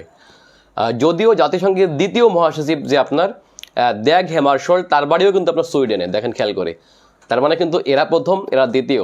দেখছেন, প্রথম মহাসচিব নরওয়ে থেকে, দ্বিতীয় মহাসচিব আপনার সুইডেন থেকে। ওকে, আর নরওয়েতে বুঝতে পারছেন এখানে একটা বহুজাতিক কোম্পানির নাম আমরা জানি, সেটা হচ্ছে আপনার সেই কোম্পানিটার নাম হলো টেলিনর। এটা পৃথিবীর অন্যতম বৃহৎ টেলিকম সেবাদাতা প্রতিষ্ঠান নাম হচ্ছে টেলিকম, যেটা হচ্ছে পৃথিবীর বিভিন্ন দেশে কার্যক্রম চালিয়ে থাকে। এবং বাংলাদেশে তার কার্যক্রমের নাম হলো গ্রামীণ ফোন। যেটা বলি আমাদের ফোন, আসলে এটা আমাদের ফোন না। আমি যে কথা বলি, সেই কথা বলার টাকা হচ্ছে নিয়ে যায় নরওয়ে। ঠিক আছে, একটা বড় অংশ। এটা হচ্ছে টেলিকম সেবার জন্য অনেক বেশি বিখ্যাত। যা হোক, তাহলে নরওয়ে। আচ্ছা, এই যে নরওয়ে, সুইডেন, ডেনমার্ক, এখানকার একটা জাতিগোষ্ঠীর নাম, অতীতের জাতিগোষ্ঠীর নাম না বললেই নয়, সেটা হচ্ছে ভাইকিং। নাম হলো কি? ভাইকিং। দেখেন, ভাইকিং জাতিগোষ্ঠীটা হচ্ছে আপনার ভাইকিং মূলত নরওয়ে অঞ্চল, অথবা এই যে আপনার স্ক্যান্ডিনেভিয়ান, এই স্ক্যান্ডিনেভিয়ান একটা অতীত জাতিগোষ্ঠীর নাম হলো ভাইকিং, যারা ছিল মূলত ডাকাত। এখন আপনারা বলবেন যে এত শান্তিপ্রিয়, তাহলে এদের ডাকাত কোত্থেকে আসে? আসলে এরা শুধু ডাকাত ছিল তা না, এই ভাইকিংরা ছিল মূলত হচ্ছে আপনার যোদ্ধা জাতি। অর্থাৎ এই ভাইকিংরা কিন্তু এখনও অস্তিত্ব নেই। আগেই বলে রাখি যে হয়তো ভাইকিংরা এখন সভ্য হয়ে গেছে, কারণ এরা তো এখন সবাই সভ্য। আচ্ছা, ভাইকিংরা একসময় এই যে উত্তর সাগর দেখতে পাচ্ছেন আপনার, উত্তর সাগর, তারপরে এইদিকে আছে নরওয়েজিয়ান সাগর, নরওয়ের পাশে এদিকে হচ্ছে আপনার নরওয়েজিয়ান সাগর, অথবা এটাকে বলা হয় উত্তর আটলান্টিক মহাসাগর। আর এইদিকে দেখেন যে একেবারে গ্রিনল্যান্ড পর্যন্ত, এটা হচ্ছে গ্রিনল্যান্ড, এটা হচ্ছে আইসল্যান্ড। তো লিখে দেই, এটার নাম হলো কি? ল্যান্ড, আর এটাকে বলা হয় গ্রিনল্যান্ড। ঠিক আছে, এই যে ভাইকিং জাতিগোষ্ঠী এটা কিন্তু আপনার 8ম থেকে 11 শতাব্দী পর্যন্ত এই যে সমুদ্র অঞ্চলটা আপনারা দেখতে পাচ্ছেন, উত্তর সাগর থেকে শুরু করে নরওয়েজিয়ান সাগর, এইদিকে মাঝখানে ইউকের উত্তর দিকে, এদিকে ফ্যারো আইল্যান্ড আছে, এদিকে আইসল্যান্ড আছে, এদিকে গ্রিনল্যান্ড আছে, এই যে বৃহত্তম একটি অঞ্চল, এই অঞ্চলে হচ্ছে আপনার সমুদ্রে রাজত্ব করতে হচ্ছে ভাইকিংরা। অর্থাৎ ভাইকিংরা হচ্ছে এক ধরনের নাবিক জাতি। এরা যেহেতু নাবিক ছিল, প্রথম দিকে এরা হচ্ছে যাত্রা শুরু করে পৃথিবীর বিভিন্ন অঞ্চলে। ভাইকিংরা হচ্ছে এই স্ক্যান্ডিনেভিয়া থেকে প্রথম পৌঁছায় গ্রিনল্যান্ডে অথবা আইসল্যান্ডে, এরা হচ্ছে এখান থেকে যায়। সুতরাং এই ভাইকিংরা একটা কাজ করতো, সেটা হচ্ছে এখানে রোবারি মানে ডাকাতি করতো। অর্থাৎ যেহেতু এই যে উত্তর সাগর আপনারা দেখছেন, উত্তর সাগর নরওয়েজিয়ান সাগর, এইটা হচ্ছে পৃথিবীতে মাছের আধার বলতে পারি আমরা। প্রচুর পরিমাণে মাছ ধরা পড়ে পৃথিবীতে উত্তর সাগরে, এবং পৃথিবীর তিমির একটা বড় অংশ, অনেকে বলে থাকে 60% ধরা পড়ে হচ্ছে আপনার এই নরওয়ে এবং তার আশপাশে এবং উত্তর সাগরে। সুতরাং এখান থেকে আপনার এই ভাইকিংরা কী করতো, ডাকাতি করতো। ঠিক আছে, সো ভাইকিংদের একটা বদনামও আছে, সেটা হচ্ছে ডাকাতিতে। এদের সুনামও আছে, এদের বদনামও আছে। ঠিক আছে, এবং এই যে আইসল্যান্ড, নরওয়ে এবং হচ্ছে আপনার ডেনমার্ক, এদের যে অতীত কাহিনী আছে আপনার, বিভিন্ন কিংবদন্তি আছে, সেই কিংবদন্তি কিন্তু আপনার এই ভাইকিংদের গল্প আছে, এদের ডাকাতির গল্প পাওয়া যায়। সো যেহেতু এই ভূখণ্ড এখানে এদের গল্প আছে, সেহেতু বোঝা যায় যে এরা অতীতে বেশ সমৃদ্ধ একটি জাতি ছিল। সেটা হচ্ছে আপনার মারামারি বলেন, কাটাকাটি বলেন, ডাকাতি বলেন, সব কিছুই করতো এরা। ইভেন তারা সমুদ্রে যাত্রা শুরু করতো। সুতরাং আমরা যারা বলি যে কলম্বাস প্রথম আমেরিকায় পৌঁছান, এই কথাটা অনেকটা ভুল প্রমাণ করছে ভাইকিংরা। কারণটা হচ্ছে ভাইকিংরা কিন্তু প্রথম গ্রিনল্যান্ডে পৌঁছান। এখন দেখেন যে গ্রিনল্যান্ড কী তাহলে? আচ্ছা, গ্রিনল্যান্ড হচ্ছে এমন একটি ভূখণ্ড যেটা হচ্ছে এই যে পিচ্চি ভূখণ্ড ডেনমার্ক, এই ডেনমার্কের অধীনে কিন্তু আপনার গ্রিনল্যান্ড। অর্থাৎ গ্রিনল্যান্ড হলো ডেনমার্কের একটি স্বায়ত্তশাসিত উপনিবেশ, যার স্বায়ত্ত শাসন আছে। তবে এটা কিন্তু রাজনৈতিকভাবে ইউরোপ মহাদেশের অংশ হলেও ভৌগোলিকভাবে এটা কিন্তু উত্তর আমেরিকার। তাহলে গ্রিনল্যান্ড কোন মহাদেশের রাষ্ট্র? রাজনৈতিকভাবে ইউরোপ। ঠিক আছে, ইউরোপ হচ্ছে কিভাবে? রাজনৈতিকভাবে। আর উত্তর আমেরিকা বললে হবে উত্তর আমেরিকা, এটা হলো ভৌগোলিকভাবে।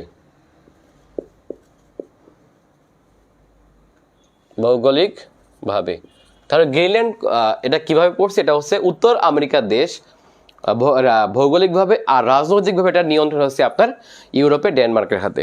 এই তাহলে আমরা নরওয়ে দেখলাম। আচ্ছা, নরওয়েতে আরও কিছু বিষয় আছে। নরওয়ের রাজধানীর নাম হচ্ছে অসলো এবং এটার মুদ্রার নাম হলো ক্রোনা।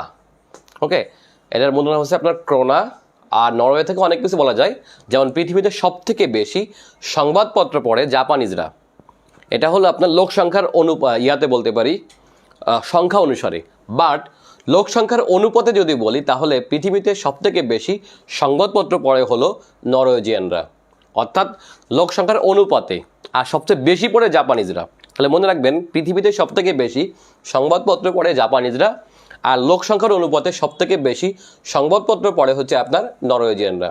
ঠিক আছে, পৃথিবীতে সবথেকে বেশি কফি পান করে হচ্ছে আপনার তুর্কিরা, আর পৃথিবীতে লোক সংখ্যার অনুপাতে সবথেকে বেশি কফি পান করে হচ্ছে আপনার নরওয়েজিয়ানরা। যদি এই ধরনের বিষয় আপনার জানা খুব বেশি জরুরি না, তারপরে বললাম। ঠিক আছে, আচ্ছা, এখন দেখেন নরওয়ে গেল। এবার আসবো আমরা নরওয়ে থেকে আরও কিছু বিষয় বলা দরকার, যে নরওয়ে হচ্ছে একটি অসম্ভব উন্নত রাষ্ট্র, আগেই বলছি। এবং এই দেশের সরকার হচ্ছে তাদের লোকজনের ভবিষ্যতের জন্য $1 ট্রিলিয়ন অর্থ একেবারে গচ্ছিত রেখে দিয়েছে।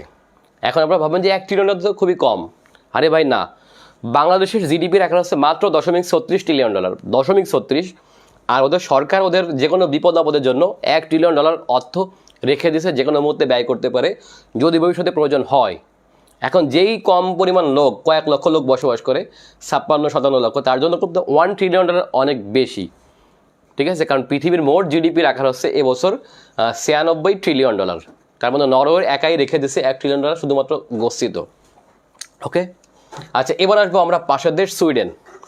দেখেন সুইডেন, বুঝতেই পারছেন, এখানে যদি সুইডেন দেশটা আসলেই সবার আগে ভেসে ওঠে আমাদের নোবেল পুরস্কারের কথা। অর্থাৎ সুইডেন থেকে ঘোষণা করা হয়, মূলত নোবেল পুরস্কার দেওয়া হয় মোট 6টি ক্ষেত্রে। তার মধ্যে শুধুমাত্র শান্তিতে দেওয়া হয় নরওয়ে থেকে, বাকি 5 বিষয় দেওয়া হয় সুইডেন থেকে, তাই না? এই সুইডেনের একজন বিখ্যাত বিজ্ঞানী আলফ্রেড নোবেল, এই আলফ্রেড নোবেলের রেখে যাওয়া সম্পত্তি তিনি হচ্ছে 1896 সালে মৃত্যুবরণ করেন এবং তার মৃত্যু দিবস হচ্ছে আপনার 10 অক্টোবর। এই 10 অক্টোবর তার মৃত্যু দিবসে হচ্ছে আপনার নোবেল পুরস্কার দেওয়া হয় এবং পুরো অক্টোবর মাস জুড়ে হচ্ছে ওনার এটা ঘোষণা করা হয়। ঠিক আছে, আমি কি ভুল বলতেছি? 10 ডিসেম্বর মনে হয়, সরি 10 ডিসেম্বর হবে ওনার মৃত্যু দিবসে, এই দিন নোবেল পুরস্কার দেওয়া হয়। আর ওনার জন্ম হচ্ছে আমারই জন্মদিনে, অর্থাৎ 21 অক্টোবর। ঠিক আছে, বুঝতে পারবেন আপনারা। তাহলে আমার জন্মদিনের সাথে আপনার নোবেলের জন্মের, কোন নোবেল বলেন তো? বাংলাদেশের সিঙ্গার নোবেল না, এটা হচ্ছে আপনার আলফ্রেড নোবেল। তাহলে আলফ্রেড নোবেলের জন্মদিন কবে? 21 অক্টোবর। এই যেহেতু তার জন্মের মাস হচ্ছে অক্টোবর, সেহেতু অক্টোবর মাসে হচ্ছে আপনার সবসময় নোবেল পুরস্কার ঘোষণা করা হয়। আর নোবেল পুরস্কার দেওয়া হয় আনুষ্ঠানিকভাবে হচ্ছে আপনার 10 ডিসেম্বর তার মৃত্যু দিবসে। কার মৃত্যু দিবস? সেটা হচ্ছে আপনার আলফ্রেড নোবেলের।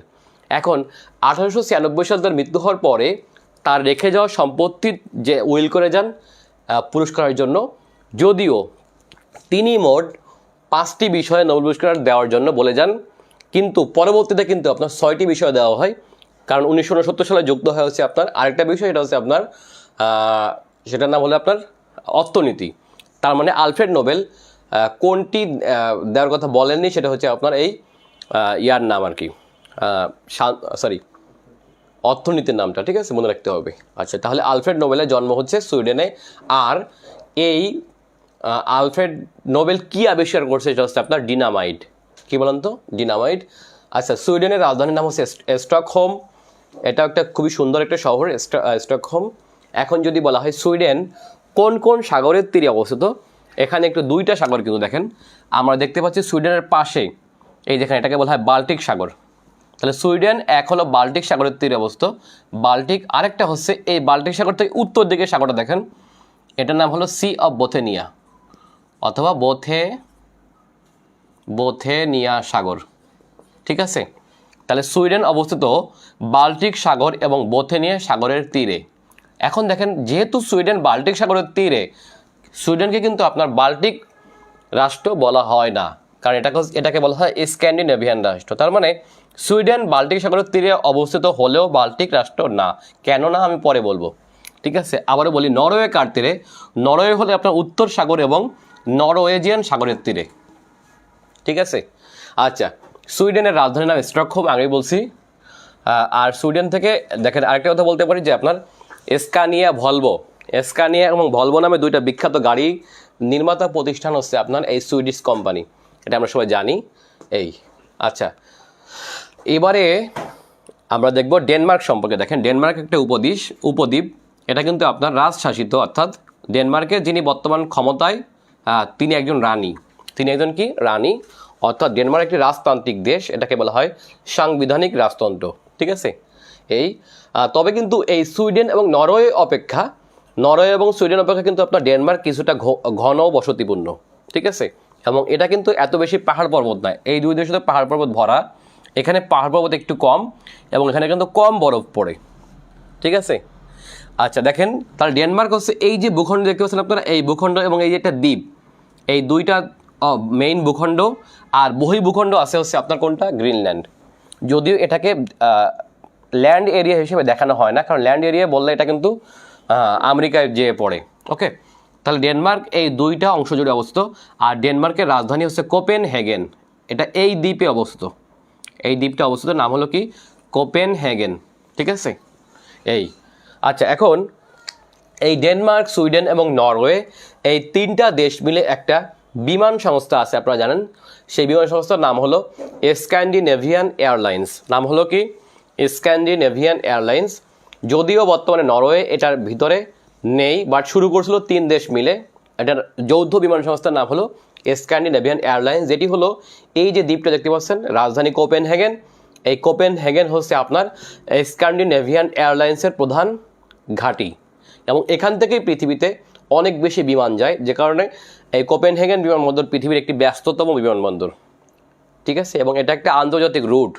পৃথিবীতে কয়েকটি রুট আছে, এর মধ্যে একটা এই কোপেনহেগেন, একটা ইংল্যান্ডের হিথ্রো, একটা হচ্ছে ইস্তানবুল, একটা হচ্ছে দুবাই, একটা হচ্ছে আপনার দোহা, এগুলো পৃথিবীর জেদ্দা, এগুলো পৃথিবীর ব্যস্ততম বিমানবন্দর, বুঝছেন?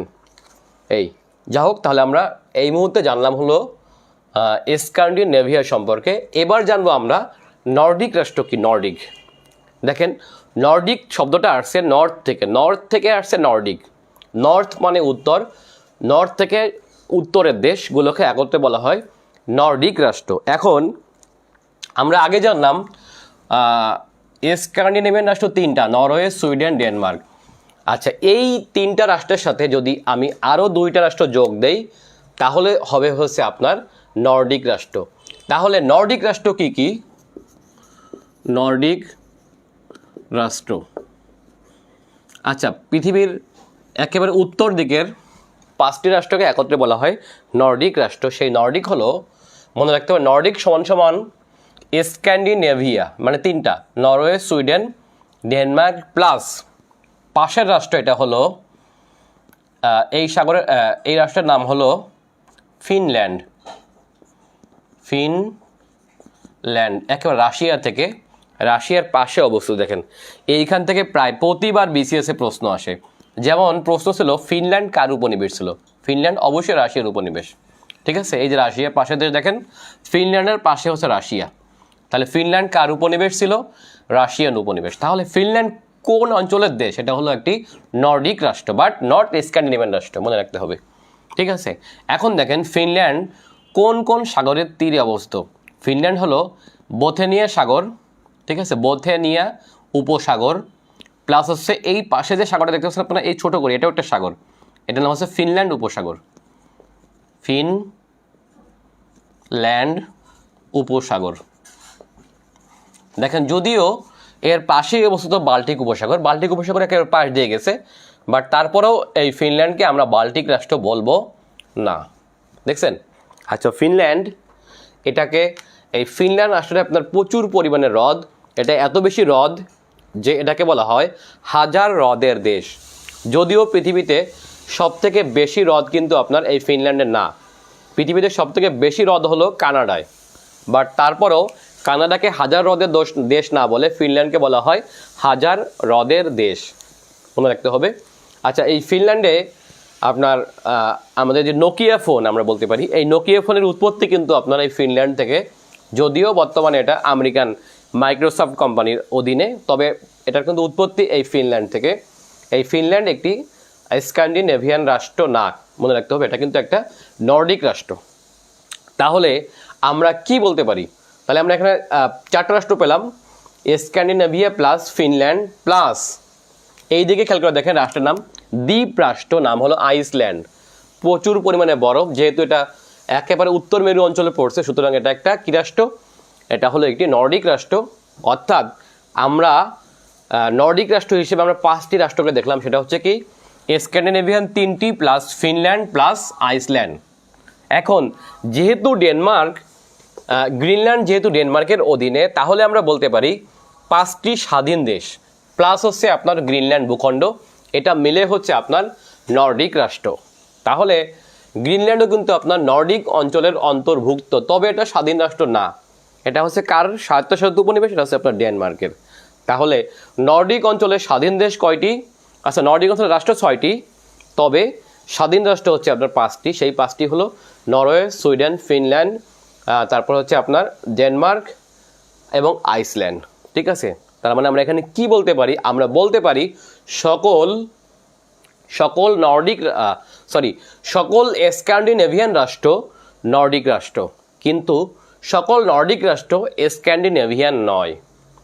তার মানে কেন নয়? দেখেন, কারণ ফিনল্যান্ড এবং আইসল্যান্ড নর্ডিক রাষ্ট্র হলেও কিন্তু এটা স্ক্যান্ডিনেভিয়ান নয়। ক্লিয়ার কিনা আমরা? এই আচ্ছা, এখন দেখেন আইসল্যান্ড সম্পর্কে একটু বলি। আইসল্যান্ড হলো পৃথিবীর একেবারে উত্তর দিকের একটি রাষ্ট্রের একটা, এবং এখানে কিন্তু প্রচুর পরিমাণে ভলক্যানো, অর্থাৎ এখানে প্রচুর পরিমাণে আগ্নেয়গিরি হয় বলে এটাকে বলা হয় আগুনের দ্বীপ। কি বলা হয় এটাকে? আগুনের দ্বীপ বলা হয় এই আইসল্যান্ডকে। আমি আইল্যান্ড লিখছি, সরি, আইসল্যান্ড। আইস মানে বরফ, তাই না? নামেই বোঝা যাচ্ছে। আপনারা যারা শাহরুখ খানের দিল ওয়ালে দেখছেন, ওখানে দেখবেন শাহরুখ খানের একটা গান আছে, এখানে প্রচুর পরিমাণে শীতে এই গানের শুটিং করে। এখানে শুটিং করতে গেলে খবর আছে ভাই, হিউজ শীত। ঠিক আছে, এটা আইসল্যান্ড। আচ্ছা, এই আইসল্যান্ডের রাজধানীর নাম হলো রিকজাভিক। রিকজাভিক সম্ভবত এবছর মানব উন্নয়নে এগিয়ে আছে। এদের লোকই হচ্ছে আপনার মাত্র 27-28 লক্ষ। ঠিক আছে, সো বুঝতেই পারছেন ক্রাইম রেট নাই বললেই চলে। পৃথিবীতে মানে সব থেকে ক্রাইম বর্তমানে একেবারে জিরোর কাছাকাছি হচ্ছে আপনার এই আইসল্যান্ডে। যদি কখনো প্রধানমন্ত্রীর বিরুদ্ধে এদেশে শুধু অভিযোগ আসে যে শুধু টাকা চুরি করছে অথবা টাকা সরাইছে, এই ধরনের অভিযোগ শুধু আসছিল, তাতেই হচ্ছে আইসল্যান্ডের প্রধানমন্ত্রী কী করছে, পদত্যাগ করছে। আপনারা জানেন যে পানামা পেপারস কেলেঙ্কারি, এই পানামা পেপারস অথবা প্যারাডাইস পেপার যে কোনো একটা হবে, এই দুইটা কেলেঙ্কারির একটা কেলেঙ্কারি ফাঁস হলে যেসব ব্যক্তিদের নাম আসছিল এখানে, তার মধ্যে একটা ছিল হচ্ছে আইসল্যান্ডের প্রধানমন্ত্রীর নাম। শুধু নাম আসছে, অভিযোগ প্রমাণিত হয়নি, তাতেই হচ্ছে আইসল্যান্ডের প্রধানমন্ত্রী কী করছে, পদত্যাগ করছে। বুঝতেই পারছেন এরা প্রচণ্ড সেন্সিটিভ। ঠিক আছে, এই অঞ্চলটাই এরকম, এদের প্রায় প্রত্যেকটা রাষ্ট্রই এরকম।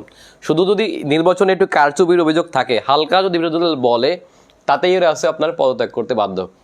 মানে পদত্যাগ করতে বাধ্য না, মানে পদত্যাগ করে এই রাষ্ট্রগুলো। ওকে, তাহলে আমরা দেখলাম দুইটা অঞ্চল শিখলাম, একটা হচ্ছে নর্ডিক অঞ্চল আর একটা হচ্ছে স্ক্যান্ডিনেভিয়ান অঞ্চল। এবার আমরা আসবো বাল্টিক অঞ্চল কি। দেখেন, বাল্টিক সাগরের তীরবর্তী 3টি রাষ্ট্রকে একত্রে বাল্টিক অঞ্চল বলা হয়। একটা হলো, ঠিক আছে, এখানে 3টা রাষ্ট্র। দেখেন, যদিও বাল্টিক সাগরের তীরে একাধিক রাষ্ট্র, বাট 3টা রাষ্ট্র। একটা হচ্ছে এস্তোনিয়া, বাংলাদেশের যে আমাদের জাতীয় সংসদ, তার যে স্থপতি নাম হলো লুই আইকান। এই লুই আইকানের জন্মদেশ কিন্তু এস্তোনিয়া, যদিও তার বসবাস করতো আমেরিকায়। ঠিক আছে, আচ্ছা, এটা হচ্ছে এস্তোনিয়া। আরেকটা হলো লাটভিয়া,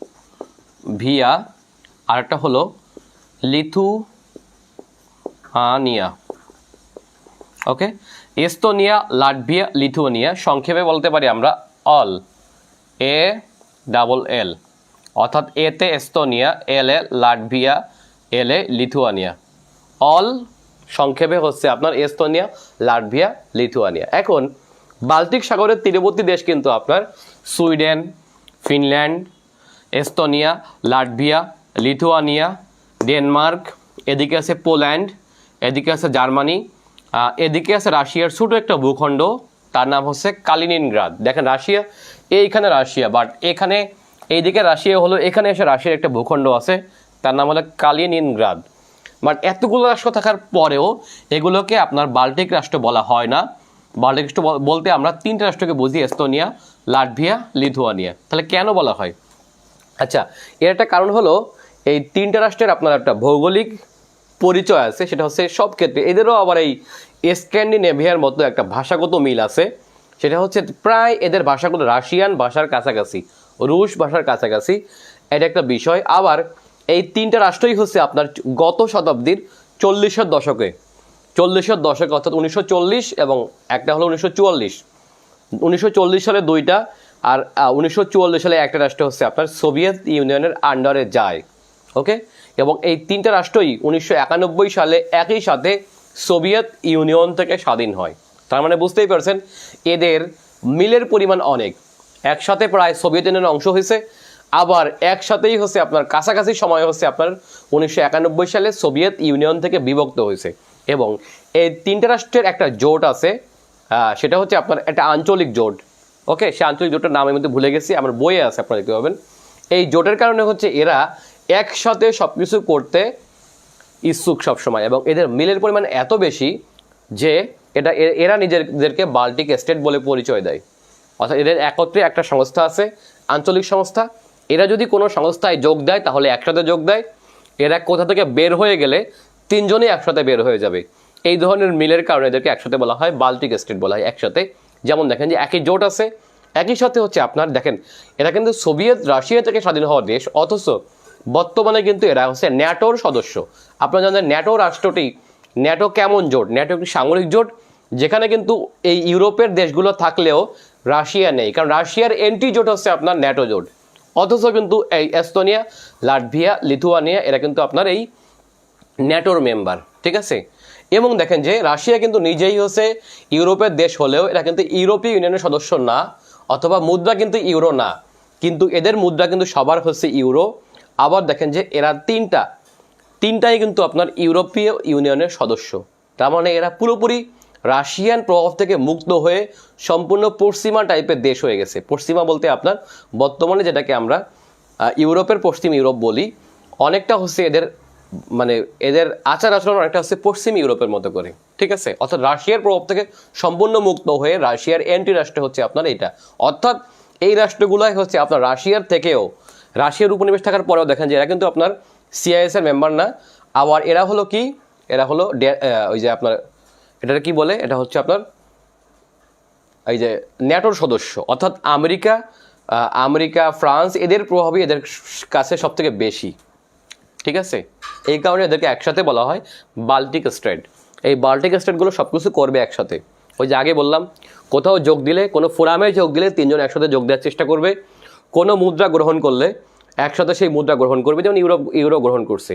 এটা হচ্ছে এই বাল্টিক স্টেটের সব থেকে বড় বৈশিষ্ট্য, ঠিক আছে। এটা আপনারা হয়তো অনেকে জানতেন না, আমি এটা বলে দিলাম আপনাদেরকে। এই আচ্ছা, তাহলে বাল্টিক স্টেট আর বাল্টিক অঞ্চল বাল্টিক সাগরের তীরবর্তী দেশ, এটা কিন্তু এক না। এটুকু আমরা এখানে বুঝতে পারলাম।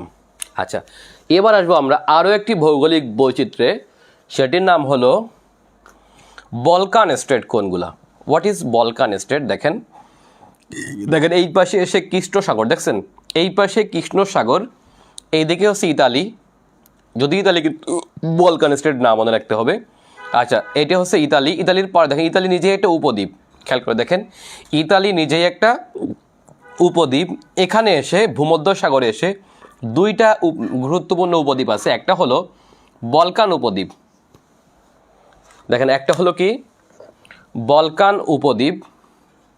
উপদ্বীপ কি আমরা জানি, উপদ্বীপ হলো যার তিন দিকে জল, একদিকে স্থল, একদিকে হচ্ছে স্থলভাগে যুক্ত, এটাকে আমরা উপদ্বীপ বলি। এখন এটা কিভাবে বলকান উপদ্বীপ হলো, দেখেন বলকানের এই পাশে হচ্ছে ইতালির পাশে যে সাগরটা, বলকান উপদ্বীপ, এবং ইতালির মাঝখানে যে সাগর, এটার নাম হলো অ্যাড্রিয়াটিক সি। এটার নাম হলো কি অ্যাড্রিয়াটিক সি। এই বলকান উপদ্বীপ থেকে দক্ষিণে গেলে ভূমধ্য সাগর, আর এখান থেকে পূর্ব দিকে গেলে হচ্ছে ইজিয়ান সাগর, এখান থেকে পূর্ব দিকে আরেকটু গেলে হচ্ছে আপনার এইদিকে মর্মর সাগর, এই দিকটা গেলে হচ্ছে ইস্তানবুলের পাশে হচ্ছে আপনার বসফরাস প্রণালী, এদিকে হচ্ছে কৃষ্ণ সাগর। তার মানে এটাও একটা উপদ্বীপ। এখান থেকে শুরু করে এই পর্যন্ত দেখেন এটা একটা উপদ্বীপ। মানে তিন দিকে হচ্ছে আপনার জল, একদিকে হচ্ছে আপনার শুধুমাত্র ইউরোপের মূল ভূখণ্ডে যুক্ত। তবে এখানে কিন্তু আপনার খুবই ঘন দেশ। এইটুকু ভূখণ্ডে আপনার স্বাধীন রাষ্ট্র হচ্ছে মাত্র 12টা। কয়টা বলুন তো? 12টা স্বাধীন দেশ। হিউজ না? তার মানে এইটুকু ভূখণ্ডে। আরেকটা হচ্ছে এই 12টা ভূখণ্ড প্লাস, তাহলে বলকান অঞ্চলের দেশ কয়টা?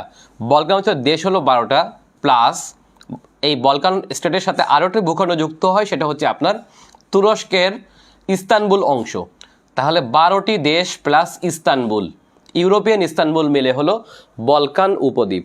এখন শুধুমাত্র উপদ্বীপ না, এখানে আবার মাঝখানে বিশাল এক পর্বত আছে, সেই পর্বতের নাম হলো বলকান পর্বত। পর্বতের নাম হলো কি বলকান পর্বত। তার মানে বলকান অঞ্চল নামকরণটা করা হলো বলকান পর্বত এবং বলকান উপদ্বীপ থেকে আসছে এই বলকান অঞ্চল। এখন ওই যে আমি আগেই বলছি এইখানে একটা ভূখণ্ড আছে, যদিও এই 12টা রাষ্ট্রের বাইরে, সেটি হচ্ছে তুরস্ক। তুরস্কের আবার কোন ভূখণ্ড? ইউরোপিয়ান ভূখণ্ড, যার নাম হচ্ছে ইস্তানবুল।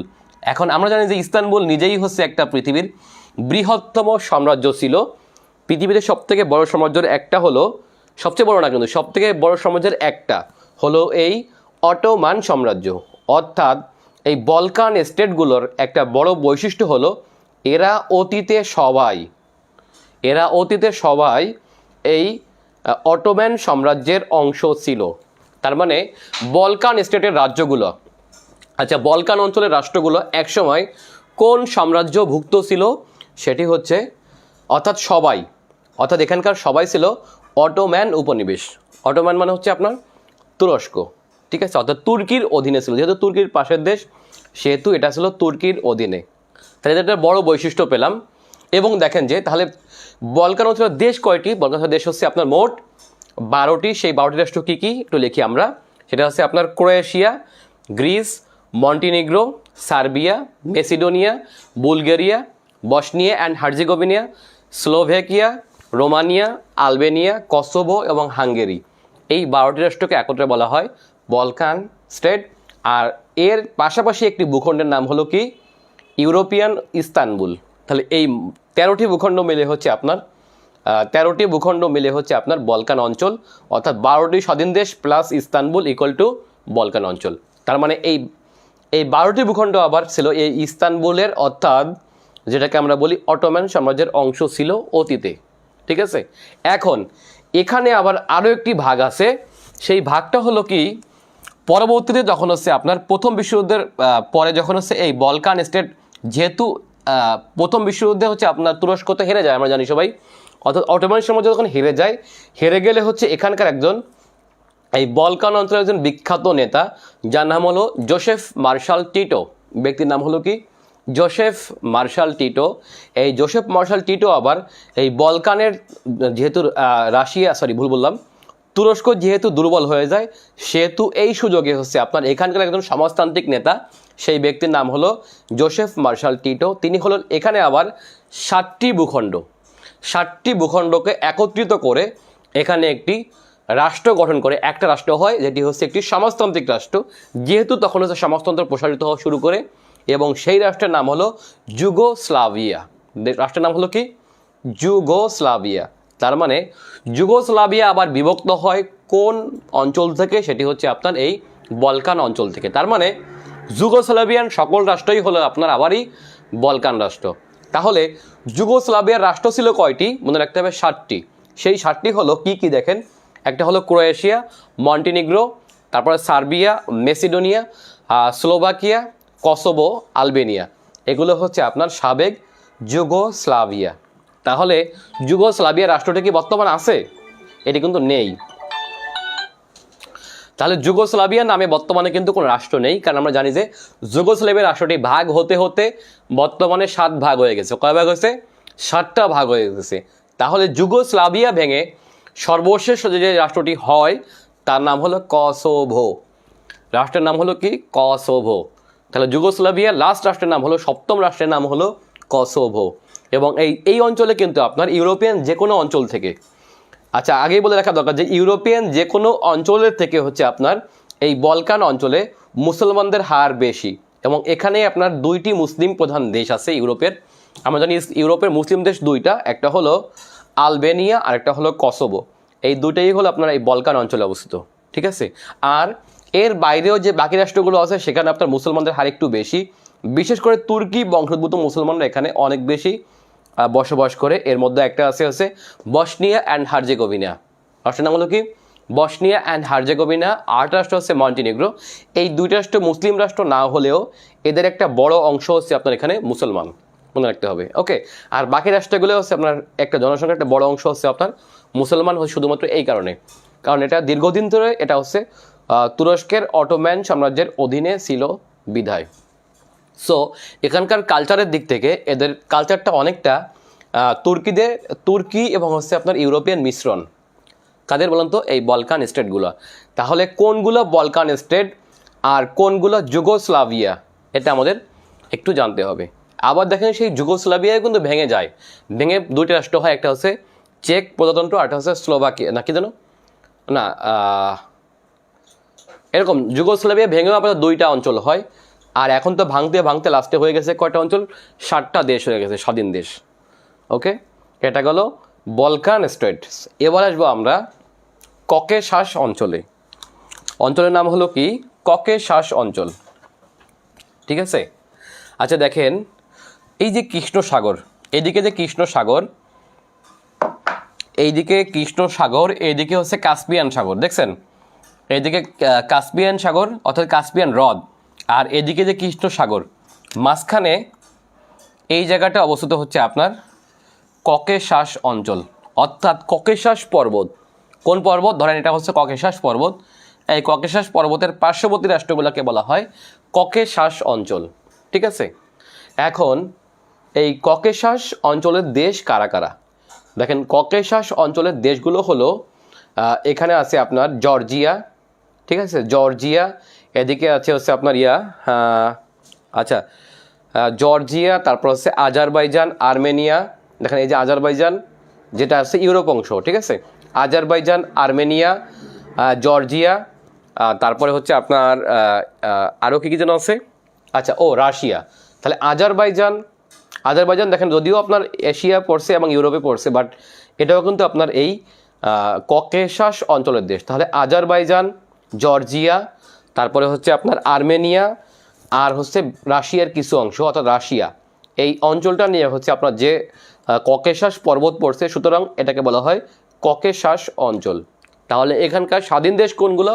একটা হলো জর্জিয়া, একটা হচ্ছে আর্মেনিয়া, আরেকটা হচ্ছে আজারবাইজান, আরেকটা হচ্ছে রাশিয়া।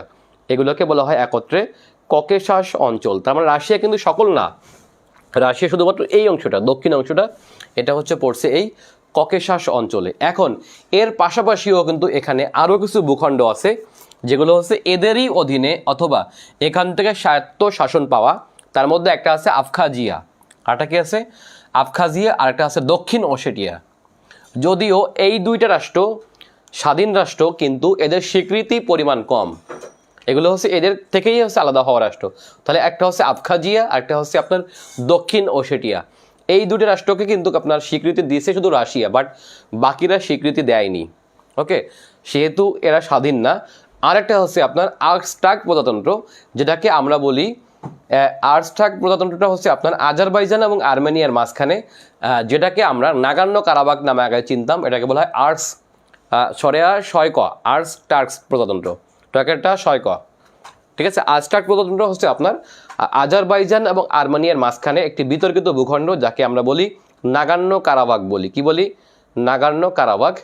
এটাও একটা স্বায়ত্তশাসিত ভূখণ্ড। তার মানে এখানে স্বাধীন দেশ 4টা আর স্বায়ত্তশাসিত ভূখণ্ড হচ্ছে 3টা, দক্ষিণ ওশেটিয়া, তারপর হচ্ছে আপনার আবখাজিয়া, আর একটা হচ্ছে আর্কস্টাক অথবা নাগান্য কারাবাগ। এই যে 3টা ভূখণ্ড প্লাস 4টা স্বাধীন দেশ মিলে হচ্ছে আপনার ককেশাস অঞ্চল, ঠিক আছে। তাহলে ককেশাস অঞ্চলটাও আমরা গুরুত্বপূর্ণ হিসেবে দেখতে পারি। এটাও কিন্তু এশিয়ার পাশে অবস্থিত, যদিও ইউরোপ ভূখণ্ডে পড়ছে। ওকে, এই তো। আচ্ছা, এটা গেল এদিকের আঞ্চলিক ভাগটা। আর এখানে এসে দেখেন যে একটু উপদ্বীপ দেখি আমরা। বলকান উপদ্বীপের পাশে এই দিকটা দেখতে পাচ্ছেন একটা ভূখণ্ড ভূমধ্যসাগরে মিশে গেছে, এটার নাম হলো ইতালি। আর এটার নাম কি? আচ্ছা, এখানে হচ্ছে ইতালি দেশটা। যদিও ইতালি রাষ্ট্রটার মধ্যে আবার ঝামেলা আছে, সেটা হচ্ছে ইতালির মাঝখানেই আবার 2টা রাষ্ট্র। এটা রাষ্ট্রের নাম হচ্ছে ইতালি।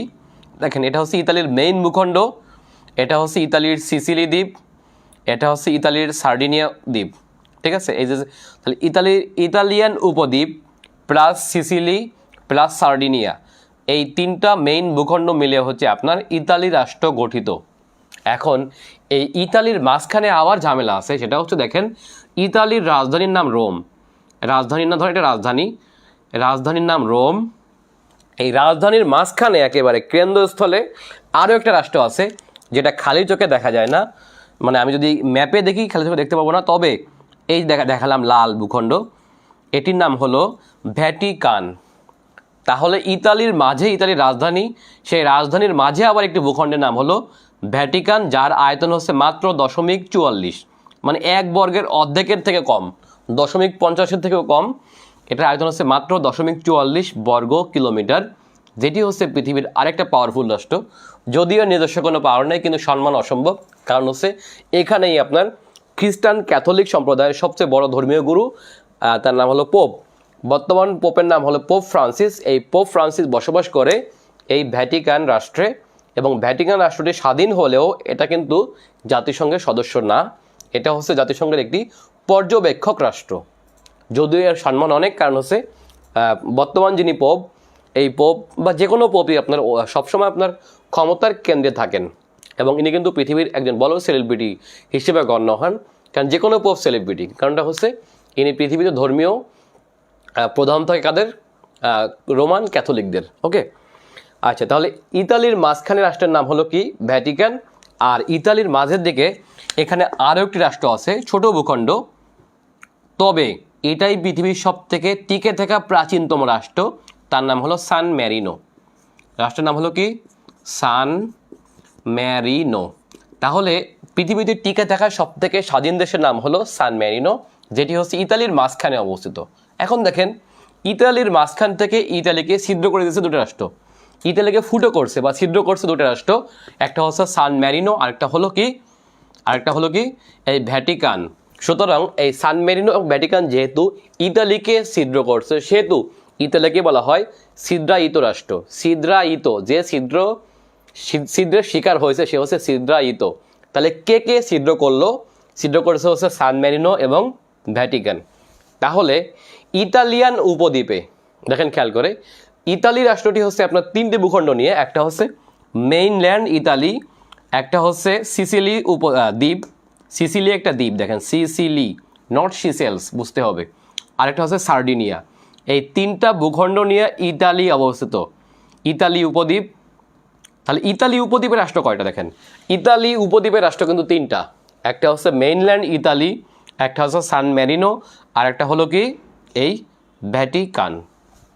ঠিক আছে, এখন ওই যে আমি বলছিলাম যে সিসিলি, আচ্ছা সিসিলি আর একটু বড় হবে, ভূমধ্যসাগরের সব থেকে বৃহত্তম দ্বীপের নাম সিসিলি।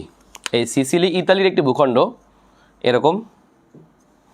ঠিক আছে, এখন এটাকে আপনারা আবার সিসেলস ভাববেন না, কারণ সিসেলস বললে কিন্তু এটা আফ্রিকার ভারত মহাসাগরের একটি দেশের নাম হলো সিসেলস। ওকে, যেমন আমরা কয়েকদিন আগে 24-এর একটি সংবাদ দেখলাম, বলতেছে ইতালির সিসিলি সম্পর্কে, কিন্তু ছবিতে দেখাচ্ছে হচ্ছে আপনার আফ্রিকার সিসেলস রাষ্ট্র, যেটা হচ্ছে ভারত মহাসাগরে। এই ধরনের ভুলগুলো যদি আমাদের বড় বড় নিউজ রুম থেকে করা হয়, তার মানে সাধারণ জ্ঞান না জানলে কি হয় আপনারা বুঝছেন, মানে দেখাচ্ছে সিসেলস ভারত মহাসাগরের দ্বীপ, আর অথচ বর্ণনা করতেছে কি ভূমধ্যসাগরের দ্বীপ ইতালিয়ান সিসিলি। এই ধরনের ভুল যেন না হয়, এই ভূগোল না জানলে যত সমস্যা সেটা আপনারা বুঝতে পারবেন। যেমন এইখানে এসে একজন ভূগোল সম্পর্কে বলতেছে, এমন হাস্যকর কথা বলতেছে, সংবাদপত্রেই বলে এরকম, বুঝছেন। এই ধরনের ভূখণ্ড আমরা যেন ভুল না করি। তাহলে আমরা এখানে দেখলাম, আচ্ছা তাহলে কর্সিয়া দ্বীপটি, আচ্ছা কর্সিয়া দ্বীপটিও কিন্তু ইতালির অংশ, সিসিলি দ্বীপটাও ইতালির অংশ। আর যেহেতু একটু খেয়াল করে দেখেন, এই জায়গাটার রাষ্ট্রের নাম হচ্ছে লিবিয়া, আফ্রিকান রাষ্ট্রের নাম কি বলুন তো, লিবিয়া। এই লিবিয়া ছিল ইতালির উপনিবেশ, আফ্রিকান দেশ ইতালি, লিবিয়া দেখেন, এই লিবিয়া ছিল একসময় ইতালির উপনিবেশ। এখন আন্তর্জাতিক মানব পাচারের একটা বড় রুট হলো এই লিবিয়া থেকে ইতালি। এটা কিভাবে দেখেন যে খেয়াল করে, কারণটা হলো দেখেন, এই যে লিবিয়ার পাশে অল্প একটি ভূমধ্যসাগর, এই ভূমধ্যসাগর পাড়ি দিতে পারলেই এখানে দ্বীপের নাম, ইতালিয়ান দ্বীপের নাম হলো কি সিসিলি। এই সিসিলি গেলেই কিন্তু আপনি ইউরোপীয় ইউনিয়নে চলে গেলেন, এবং এখান থেকে বাংলাদেশি সহ বাংলাদেশিরা এখানে অন্যতম। ধরেন যদি এই লিবিয় উপকূলে অথবা এই যে ভূখণ্ড দেখতে পাচ্ছেন আপনারা, এখানে এসে প্রচুর পরিমাণে জাহাজ ডোবে, জাহাজ না আসলে ছোটো ছোটো নৌকা ডুবে যায়।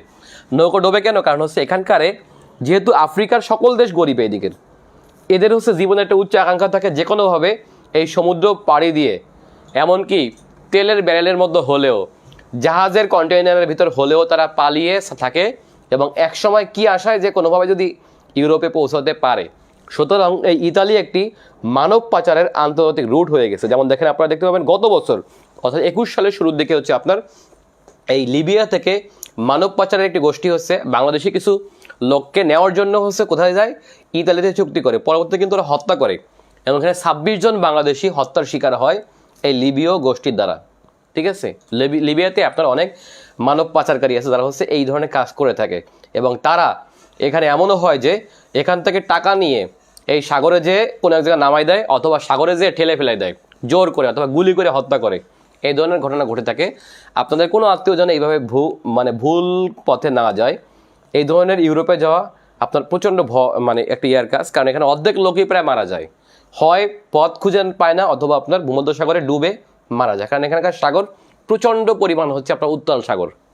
ওকে, এটা কিন্তু দূরত্ব কাছাকাছি দেখতেছেন আপনারা, কিন্তু অনেক দূর, এটা কয়েক হাজার কিলোমিটার দূরে। যা হোক, এখান থেকে যায়। সো লিবিয়া থেকে ইতালি, এটা হচ্ছে একটা আন্তর্জাতিক মানব পাচারের রুট। ঠিক আছে, আচ্ছা এবার আমরা দেখব, আমরা এই দিকটা এসে দেখেন, ইউরোপের যে মূল ভূখণ্ড, এই ইউরোপের মূল ভূখণ্ড থেকে দেখেন যে ইউকে অথবা যুক্তরাজ্য ভূখণ্ডটি কিন্তু আপনার পৃথক, কারণ মাঝখানে এখানে একটি প্রণালী আছে, সেই প্রণালীর নাম হলো ইংলিশ চ্যানেল। প্রণালীর নাম হলো কি ইংলিশ চ্যানেল। তাহলে ইংলিশ চ্যানেল কোনটা দেখেন, এটা হলো ইংলিশ চ্যানেল। তাহলে ইংলিশ চ্যানেল কি করলো? ইংলিশ চ্যানেল হলো ইউরোপের মূল ভূখণ্ড থেকে যুক্তরাজ্যকে অথবা ইউকেকে পৃথক করলো। কোন চ্যানেল? সেটা হচ্ছে আপনার ইংলিশ চ্যানেল। তাহলে ইংলিশ চ্যানেল কোনটা? একেবারে উত্তর সাগর থেকে শুরু করে আটলান্টিক পর্যন্ত মাঝখানে এটাকে বলা হয় ইংলিশ চ্যানেল। ঠিক আছে, এখন এই ইংলিশ চ্যানেল কিন্তু দৈর্ঘ্য সব জায়গায় সমান না, দৈর্ঘ্য এবং প্রস্থ সব জায়গায় কিন্তু সমান না, দেখেন খেয়াল করে। কারণ এখান থেকে এই দিকে দূরত্ব অনেক বেশি, দেখেন এই যে এখানে মিনিমাম 560 কিলোমিটার হবে এখান থেকে এর দূরত্ব, কিন্তু দেখেন খেয়াল করে এইখান থেকে এখানের দূরত্ব একেবারে কাছাকাছি। এইখানে হচ্ছে ইংল্যান্ডের একটা নগরী, নাম হলো ডোভার। ডোভার হলো একটি ইংলিশ মানে শহরের নাম বা ছোট শহর, এটা হচ্ছে ডোভার।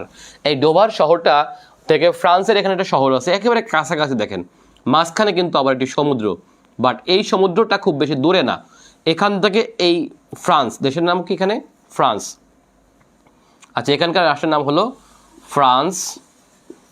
তাহলে ইংল্যান্ড থেকে ফ্রান্সের দূরত্ব এখান থেকে সব থেকে কম এবং এখানে মাত্র 43 কিলোমিটার। কয় কিলো? 43 কিলোমিটার। এবং এই যে কম দূরত্বের জায়গা, ইংলিশ চ্যানেলের সব থেকে যে কম দূরত্বের জায়গা, একে বলা হয় ডোভার প্রণালী। কি প্রণালী বলুন তো? ডোভার প্রণালী। অর্থাৎ ডোভার প্রণালীর দৈর্ঘ্য প্রস্থ হচ্ছে মাত্র 43 কিলোমিটার।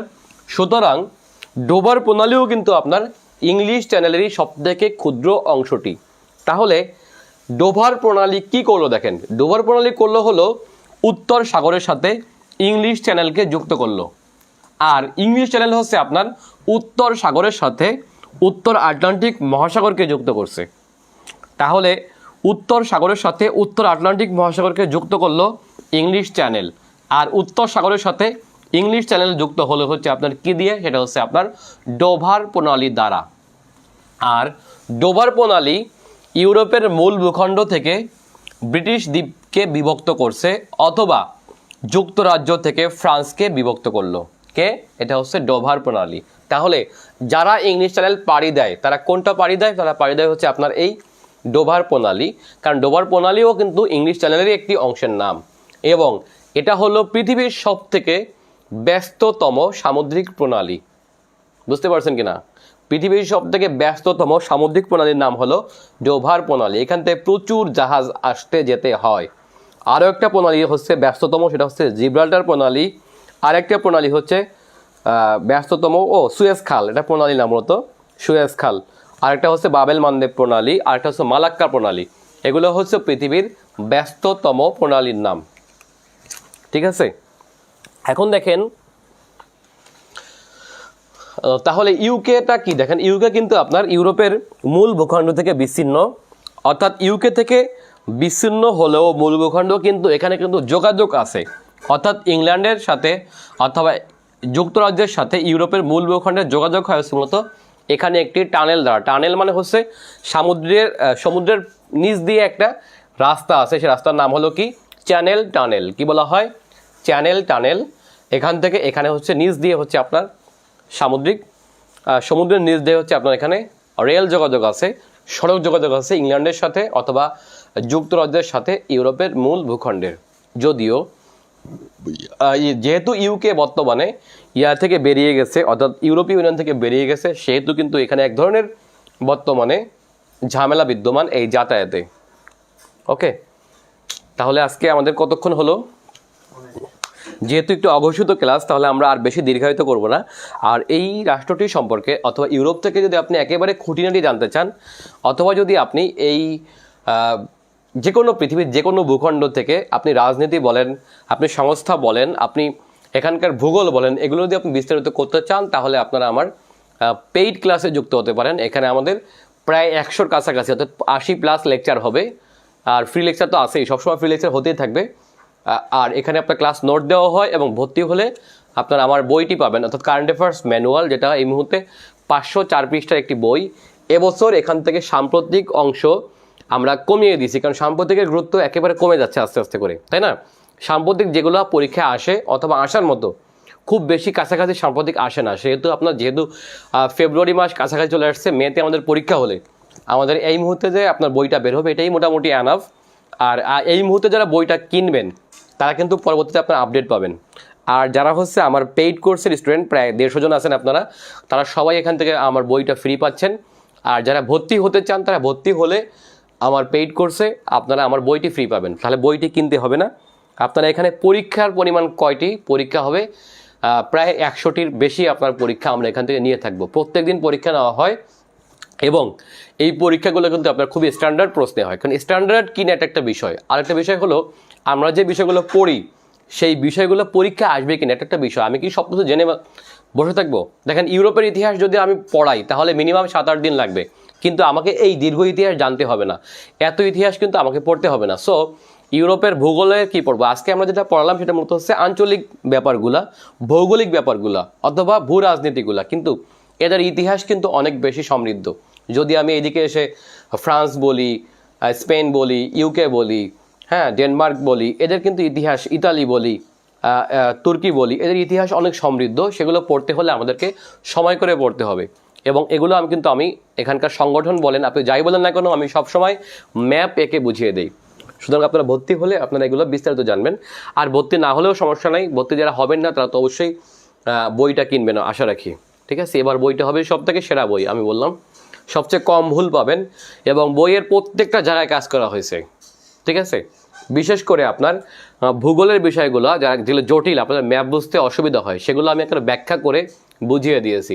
আপনারা শুধুমাত্র সাগর, মহাসাগর, উপদ্বীপ, এই যে ভূখণ্ডগুলো আছে এগুলো দেখলেই বুঝতে পারবেন যে এটা কতটা সময় দেওয়া হয়েছে এখানে। হ্যাঁ, আপনাকে গুগল ঘেটে ঘেটে। আর একটা কথা হলো আমাদের যে প্রচলিত ভুলগুলো আছে সেই ভুলগুলো থেকে আপনার কাটিয়ে ওঠার জন্য অনেক চেষ্টা করছি আমি। সুতরাং আপনার বইটা নেন এবং শুক্রবার থেকে বইটি পাওয়া যাবে এবং আশা রাখি যে 41, 42, 43 যে কমনটা আপনারা পাইছেন তার থেকে এবছর সব থেকে বেশি কমন পাবেন। কারণ আগের বইটা থেকে আমি বলতে পারি যে বর্তমান যে কাজ হয়েছে সেটা প্রায় 100 পৃষ্ঠা বেশি। 100 পৃষ্ঠা বেশি বলতে পৃষ্ঠা কিন্তু বাড়ছে, আগে ছিল 464, এবার হলো পৃষ্ঠা হলো 504। বাট পিছন থেকে অনেক আজাইরা তথ্য বাদ দিছি যেগুলো আসার মতো না। এবার স্যার বইটা সবথেকে অথেন্টিক বই এবং আমি চ্যালেঞ্জ করে বলতে পারি এই মুহূর্তে বাজারে সাধারণ জ্ঞানে এর থেকে ভালো বই নাই। সুতরাং আপনার শুক্রবারে এসে বইটা সবাই কিনবেন এবং ইনশাল্লাহ যাদের দরকার তারা হচ্ছে আপনার আমার পেইড কোর্সে ভর্তি হতে পারেন। তার জন্য আপনাদের বিস্তারিত আমি আপনাদেরকে কমেন্টে দিয়ে দেবো অথবা আমাকে আপনারা নক দিলে বিস্তারিত পেয়ে যাবেন। তো আজকে আমরা এখানে শেষ করছি। আল্লাহ হাফেজ, আসসালামু আলাইকুম।